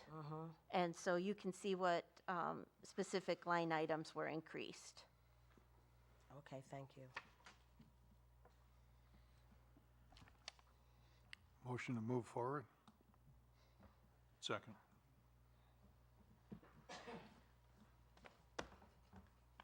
We have a motion made by Alderman Clem, seconded by Alderman Shadle to move ordinance 2023-72 onto the next meeting. Director Richter, are we okay on our time frame? Yeah, I would just like it before the end of December. Item number 18 is the adoption of Resolution 2023-87. Could you please read this? Resolution approving auditing services agreement with the Howard E. Nyhart Company for actuarial services for police and fire pension funds and other post-employment benefits. Director Richter? Thank you, Your Honor. As our current agreement for actuary services with Lauterbach and Amen has expired, a request for proposal was issued on October 23rd of 2023. The purpose of the request for proposal is to obtain a firm to perform actuary services for the annual police and firefighter pension funds, as well as required reports for other post-employment benefit calculations. These calculations are necessary for our annual audit. 4 firms were contacted, and the RFP was also posted to the Illinois Municipal League local public notices website. The RFP outlined proposal submission requirements, including staff credentials and training, implementation schedule, scope of work, insurance certifications, and references. The RFP requested a cost for each of the first 3 years, plus an optional 2 additional years. Initially, 5 firms responded with interest in our RFP. However, only 4 firms submitted the required documents by the due date of November 16th. A detailed review of the proposals was conducted, and a matrix assuring each of the proposals met the basic criteria was completed. All firms met the criteria to provide the requested services. Lauterbach and Amen was disqualified due to an incomplete proposal. As they are our current financial auditors, they did not include a bid on the OPEB and pension fund GASB reports. Foster & Foster also submitted a proposal. They're a national independent actuarial consulting firm with hundreds of clients in Illinois. However, the 5-year cost was the highest of the 3 remaining proposals at $93,951. MWM Consulting is a women-owned firm located in Chicago. We have worked with them several times over the past 5 years and have not had any problems with them. They are professional and timely with their reports, and I've not had any complaints. Their total proposal for the 5 years came to $83,525. And finally, Nyhart is a national firm that serves over 700 actuarial clients. They serve over 60 Illinois police and fire pension plans. They met all of the required criteria, including staff education, licensure, and certifications. Nyhart is the lowest cost at $76,250 for the total of 5 years.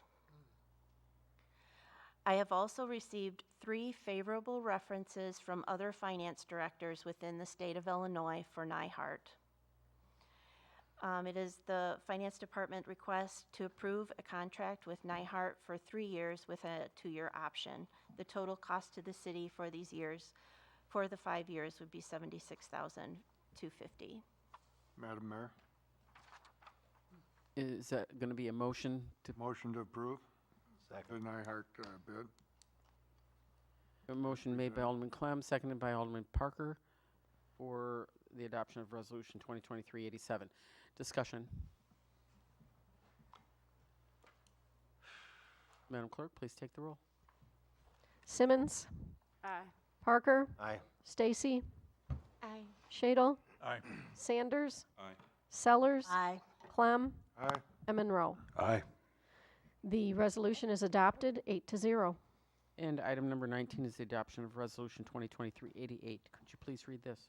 Resolution accepting grant from the Leary Foundation and authorizing the use of grant funds to purchase thermal imaging cameras from Air One Equipment for use by the fire department. Chief Miller. Yes, thank you, Your Honor. As we try to take advantage of any and all grant opportunities, the Deputy Chief came across this particular foundation.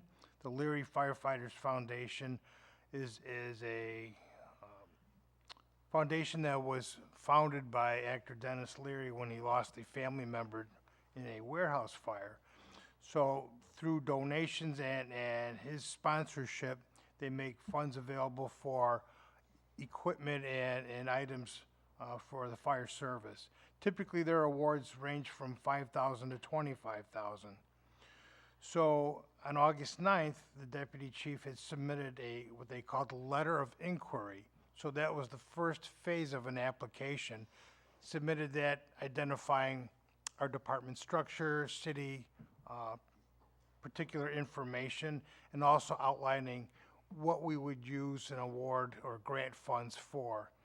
So once they reviewed that letter of inquiry, then he was invited to submit a formal application. So doing so, we identified the need to purchase 8 MSA thermal imaging cameras, and also we needed to include a specific quote for those items. So thermal imaging cameras, just briefly, is a infrared sensing, heat sensing camera that allows our firefighters to locate and find victims in a smoke-filled environment where we can't see in front of our faces. We can use these cameras and identify victims, pets, things of that nature. Also, this particular thermal imaging camera has a locating feature where if a firefighter were to become lost or off a hose line or a mayday situation, these cameras can find and locate those other cameras. So it's a network of cameras that will find and identify ones that may be missing. So November 28th, we were notified that yes, we were awarded the funding source, the grant, for those specific cameras at that specific dollar amount. So it's 100% funding source. There's no match from the city or the fire department. So tonight we're requesting authorization from council to go ahead and accept the funding source, the grant award, and purchase through sole source these MSA cameras for $22,371. Is there a motion to adopt? So moved. I'll second it. We have a motion made by Alderman Sellers, seconded by Alderman Monroe. Any discussion? Alderman Sanders? Question. You said there's supposed to be 8 of these units, camera units, is what we're inquiring about. Is that right? Yes, that's correct. And with that, we as a council may want to see a demonstration or how they operate and how sufficient are these. Have they been used in the domain areas of communities and things of that nature? Yes, the fire department currently is in possession 4 of these cameras, and we've have them in service. And the reason why they're sole source and have to go through Air One is because they operate in conjunction with our MSA breathing apparatus, our air packs. So they are affixed to our apparatus or our breathing apparatus. So we can't mix and match that. They have to be the same manufacturer. So we are familiar with them. We're trying to support and enhance our operations that we have right now. Yeah, is it possible that we can come out someday and get a demonstration on how they work and operate? Absolutely. If you authorize the purchase of these, we can show them once we get them and demonstrate how they work. Absolutely. Okay. All right. Thank you. Madam Clerk, please take the roll. Simmons. Aye. Parker. Aye. Stacy. Shadle. Aye. Sanders. Aye. Sellers. Aye. Clem. Aye. And Monroe. Aye. The resolution is adopted 8-0. Department head reports, finance, Nothing this evening. community development, Nothing tonight, Madam Mayor. public works. Few quick things. Street crew will be having their recycler training tomorrow, so we hope to deploy that and have it working next week. Bradmar and Adams Avenue had public notices issued last week on winter shutdowns of the projects. Bradmar water system should be complete in about 2 weeks. We're just finishing up water services now. Little report, City Manager Boyer, Mayor Miller, and myself had a meeting with IDOT District 2 today, kind of recapping projects that may be coming to Freeport that are IDOT led. They're doing some storm work down on West Street, south of South, doing some storm improvements down there that will be bid in January. It's just a minor project. We had a long discussion about how the MFT formula no longer works for communities of our size. That's one of the reasons that the funding's very limited for streets. They're aware of the situation. They implored us to work with our state representatives on letting it known that the MFT formula needs to be adjusted for communities of our size to help increase funding. They also noted during this discussion that many of the towns that are getting a lot of road projects done have done a sales tax increase, and they named Lena, Dixon, McChesney Park, Cherryvale, and Rockford as communities around here that have implemented the 1% tax to supplement their local funds. One project that we should see in fiscal year 26 is they're working on Galena Avenue resurfacing from Park to Clark Street, including all new ADA ramps and traffic signals through that corridor. That will be a complete IDOT project. Unfortunately, their projects take about 2 years from start to actual construction. And we also discussed Walnut Street with them. The city has a desire to reconstruct Main to Empire and then Empire to South. We've done some cost estimates on that. In today's dollars, we're probably looking at about $8 million. The city has a fund for certain streets in town. They're called FAU routes. And in that fund right now, we have about $3 million. And by the time we could pull Walnut off, we'll have about $4 million in funds in there. And we told them that our desire would be to use that to try to help fund the street improvements at Walnut. It's an 80-20 match on those projects, and we're also going to try to seek EPA funds for the water main under those two corridors as well to try to pull that project off. Realistically, we're looking at fiscal year 26 at the earliest time. The environmentals, phase 1, phase 2s, take about 2 years to complete for any federal process, and that would be a federal project because the STU funds that we have are federal funds. The only other thing I wanted to touch on is leaf pickup. The crews continue to do leaf pickup throughout the city. They're not, it's taking them a lot longer. The leaves are wet. There's a lot of leaves out. They're filling loads quickly. Progress still remains, and they'll continue to do it as long as the weather stays like it is. So I know we're receiving a ton of calls daily about leaves. Please know that we're out trying to get them. Other than that, I'll take questions. Alderman Sellers? How many leaf trucks do we have? City Manager Boyer, could you help me with that? We have 2 self-contained units, and we have 4 tow-behind leaf machines. Yeah. Some of the problem that most residents don't recognize, when we're working on the west half of the city, it's about an hour round trip to fill the truck and dump the leaves. We're filling a truck every, not even block and a half anymore because there's so many leaves out and they're wet, they're heavier. So it makes just the process from the west side to the east side that much longer. Alderman Sanders? Where's the dumping site? It's we call it the borrow pit, but it's across from the fairgrounds. The contractor out there has a barrel grinding to get rid of the leaves. That's a cost savings measure the city manager deployed to save the city dumping costs for the leaves. Are we receiving an invoice? No. Is there a city portion of that? None. Okay, good, okay. Not to my That used knowledge. to cost us about $40,000 a year. Just to and dump the now, leaves. Just to Yeah. dump them, and now we're paying nothing. That's very good, yeah. Okay, it's good to know. Thank you. Fire.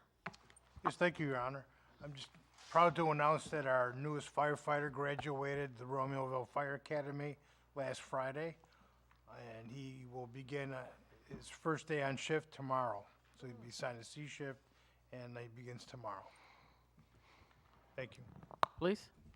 Thank you. Last week, for the second time this year, I had the unfortunate task of talking to a mother after her son lost his life by means of a senseless act involving a firearm in Freeport.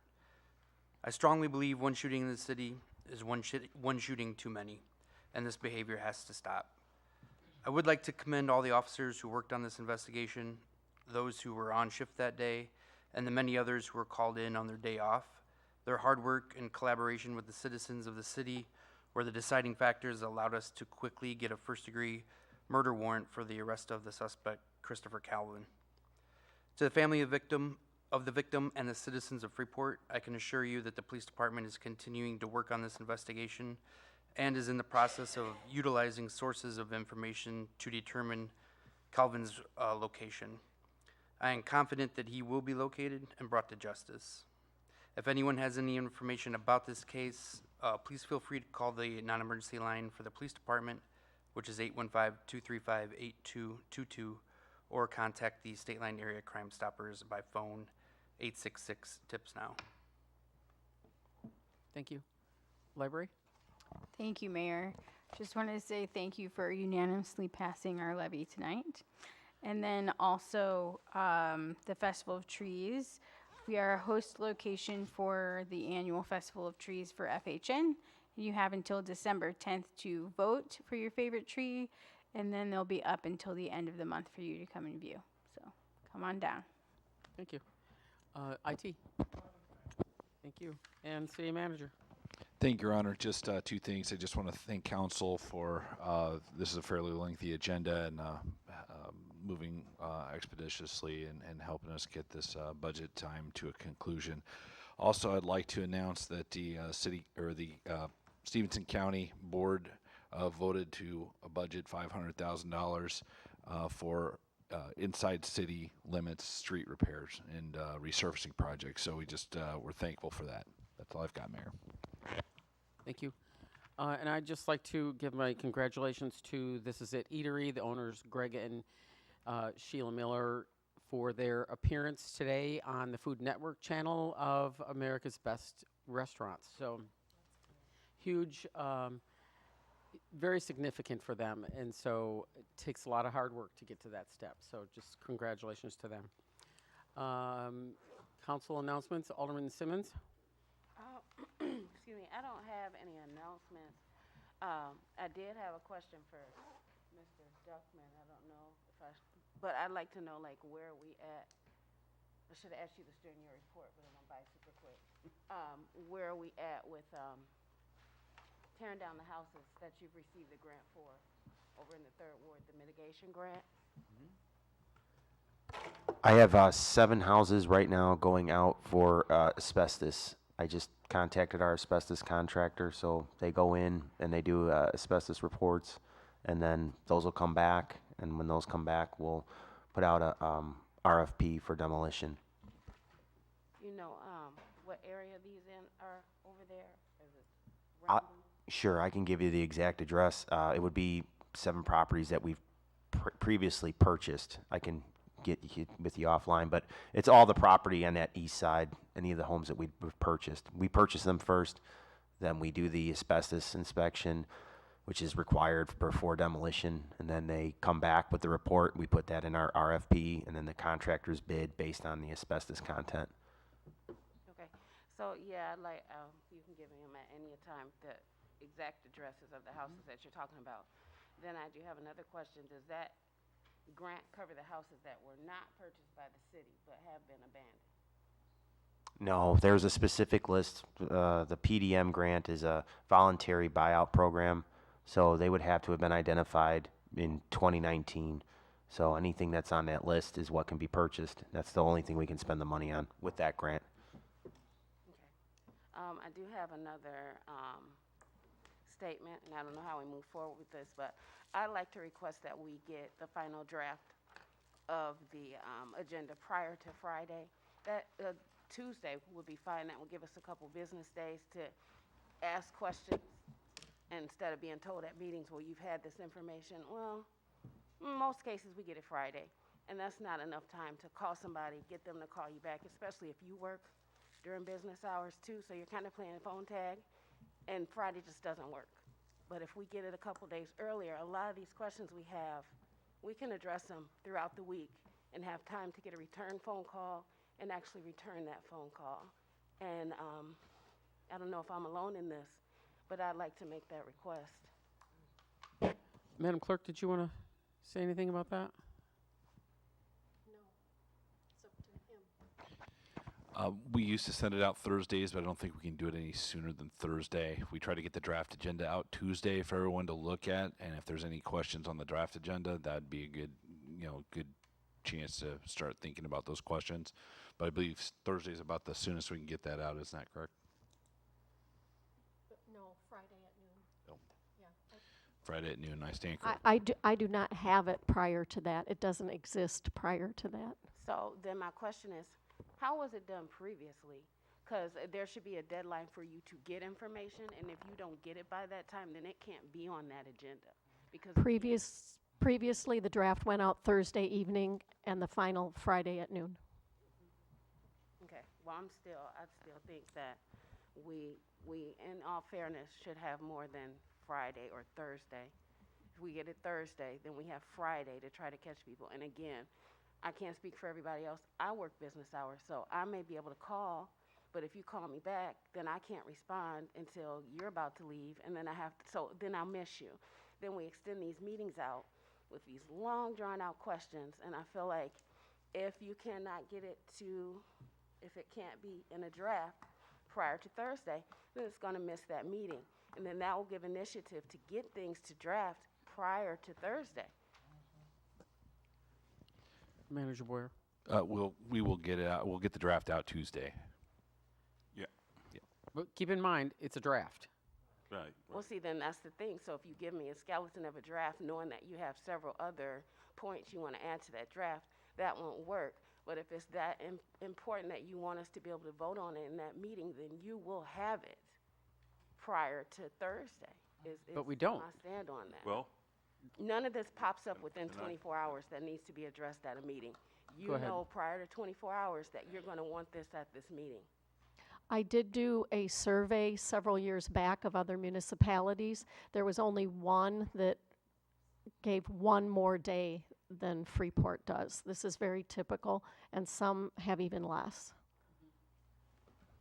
I don't know how you would have less than Friday and the meeting is on Monday. I believe it's 48 hours is all that is required, So 48 that's hours. pretty much as late as you can get it is Friday.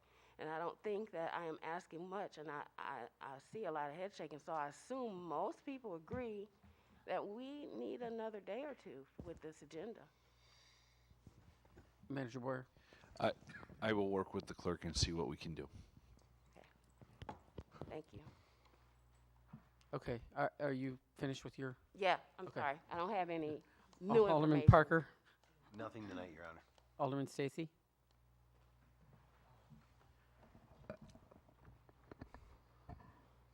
I would like to thank everybody for their love and support in whatever way you showed. I won't call names because I will forget someone. This has been the hardest thing I have ever had. And I still don't know how I'm going to do it. But I just want to say thank you. And I mean that from the top of my heart.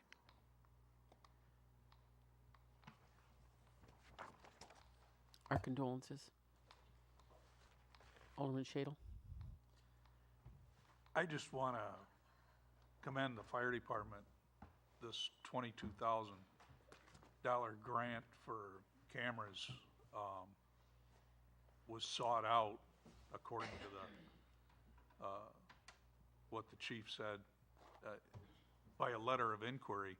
This is something that our staff took upon themselves to go out and research and come up with this on their own. for equipment that's going to help them and ultimately help the citizens of the city, and thank you for that. Alderman Sanders? I'd like to pick up on where we last left off on in regards to the agenda, getting it out in a timely fashion. Are we short on help for the clerk to help us to move these agendas along to shorten the time that we can get access as council people to those drafts, and or not the draft but the finishing product of the agendas? Is there a way we can get more people involved on her staff? I don't need additional people, no. It's the timing of when the agreements come in, when the contracts are available, when the department heads get the information that is hyperlinked to the agenda. That's the true holdup. Okay, all right. Alderman But is Sullivan? there any other alternatives? Do we have any other options to help that move along a lot quicker? I know you saying that you don't need that, but if it only gives us 24 hours to examine and to do a research on anything that we're looking at, I think there's a deficiency problem in that whole category if we can't get it out at the times we're requesting. The times that we're requesting it, can it be officially said, well, within 48 hours we can attain this information? You have it more than 48 hours. You have it 3.5 days. No, not really. Absolutely. Friday at noon until Monday at 6. Oh, so this is supposed to occupy our weekend time and everything of that nature? Absolutely it does. So in other words, everybody has to be accountable for whenever we want to reach someone to ask questions. Absolutely. Okay. All right. I'm learning something tonight. Thank you. Alderman Sellers? Nothing. Alderman Clem? Nothing, Your Honor. Alderman Monroe? Thank you, Madam Mayor. I'd like to thank the fire department as well. We had an accident at the corner of Galena and Greenfield that caused a large gas leak. It was a dangerous situation for a short while, but I want to thank them for the hard work getting NICOR out there and dealing with that. And then what kind of came of that was an issue with a hoarding situation and community development. I'd like to, shout out to the men and women that work over in that department. I know they don't get much love in the city. I think they do a great job. And this is it, eatery. I mean, what can we say? Downtown, it's turned into such a big deal. I haven't eaten there in a while. I'll have to go back now. I've been thinking barbecue as well lately, but I think we've got some cleanup issues. I've noticed at 901 Galena, South Galena, there's the truck parked that's full of garbage, and there's garbage on the lot. I mean, these are main thoroughfares in and out of our city, and I think we need to make sure those lots are cleared and clean. Just across from there, just down the street from there, is also a large tree that's coming down. With having those extra funds sitting in the account, I think we could probably get these things taken care of. But I think overall, I think things are working. The police department did a great job with the murder. A horrible situation, I feel, for that family. But it sounds like you've got a pretty airtight case. So, good luck catching him. And, thank you for the hard work that everybody did for the budget for this year. Yeah, I forgot to mention there. I forgot to mention one more thing. Okay. I wanna commend Community Development Director Wayne Duckman for his recovery, and that he had major issues that I don't know if he had time to address them or whatever the case is, but I noticed he was down for at least 2-3 weeks or whatever the case is, and it's good to see him sitting in his post. And I don't know how he got his information. Must have been out there working while he was down and out or whatever he was doing. But the thing about it is he's recovered, And we want to thank him for being here strong today. Thank you, Alderman Sanders. It's good to see everyone's beautiful smiling faces and to be out of a hospital. But thank you very much for the well wishes. I appreciate it. Thank you.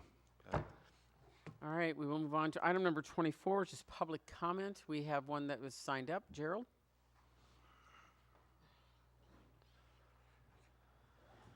Ladies and gentlemen, this Thursday at 6 p.m. at the Freeport Public Library, I'll be doing a presentation and welcome your attendance. As a matter of fact, you're each getting a personal invitation, okay? We've got a transportation desert west of here and probably west of Rockford, all the way to Dubuque, Iowa. Think about this. A seed of corn, a seed of soybean, a gallon of ethanol can get to New Orleans a lot easier than we can. Almost like a toll-free road from Warren, Illinois, or Lena, down to New Orleans or down to the Gulf of Mexico. What's happening with that, okay? The Freeport Enterprise Zone was extended to Warren, Illinois. What happened there? A big grain elevator was built, provided 6 jobs, but the school district, I did the research on this for years, the school district was being deleted $380,000. That was a giveaway to this grain elevator, all right? And so the seed, the corn and the soybean is sitting in Warren waiting to get on the train, a tanker train or a gondola to go down to the Gulf of Mexico. Think about that. So what are people doing west of here? And maybe around here, I'm not sure. We're having to drive to Madison. We're having to drive to Cedar Rapids or the Quad Cities, sometimes even to the Twin Cities, if the flights that we're looking for don't work for us, okay? Sometimes we go to O'Hare, sometimes we go to Midway. Now, what I want to convey to you all is this. If we extend this metro to Freeport, we can draw money away from, into Freeport, away from people that are traveling to all of these airports to get to O'Hare to get someplace. So I'm looking for somebody here, be it the mayor or one of you all, to submit this resolution. Be it resolved, the city of Freeport fully endorses a federal or state-funded feasibility study that will determine the economic viability and everyday usefulness of extending Metro from Rockford to Freeport. All right? Again, a reminder, this meeting on Thursday at the Freeport Public Library, 6 p.m. Now, I got a minute left, I think. I want to address this issue directly to Mr. Monroe, who brought up a really good point earlier, and there was an outstanding discussion, all right? Think about this. We've done this research at the Joe Davies County Courthouse. Every property has a property Timeframe has index expired. card. Thank you. Is there any more public comments? Tommy?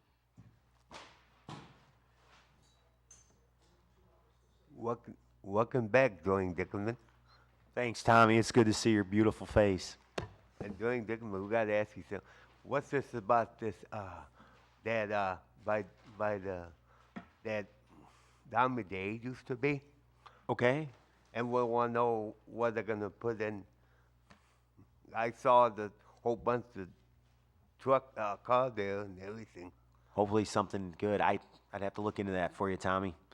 Yeah, because I hear that, I saw the sign that you're having a public hearing about it. I saw that on, at the movie theater and that point, that Westfront.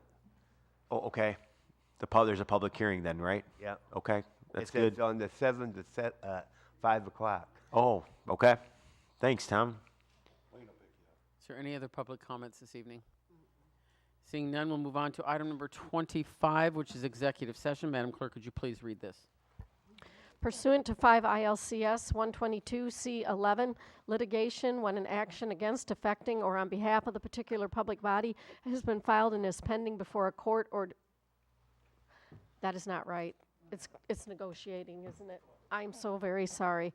It's pursuant to 5 ILCS 122C2, collective negotiating matters between the public body and its employees or their representatives, or deliberations concerning salary schedules for one or more classes of employees. Thank you. Is there a motion to enter into executive session? So moved. Or no? Second. We have a motion made by Alderman Sellers, seconded by Alderman Clem. Simmons, do you vote to go into closed session? I'm sorry, I can't hear you.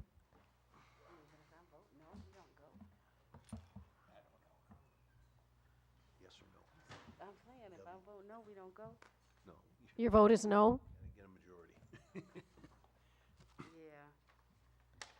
I'm sorry, just say your vote, please. Yes. Okay. Parker? Yes. Stacy? Yes. Shadle? Aye. Sanders? Sellers? Clem? And Monroe? Motion passes 8-0. It will be short.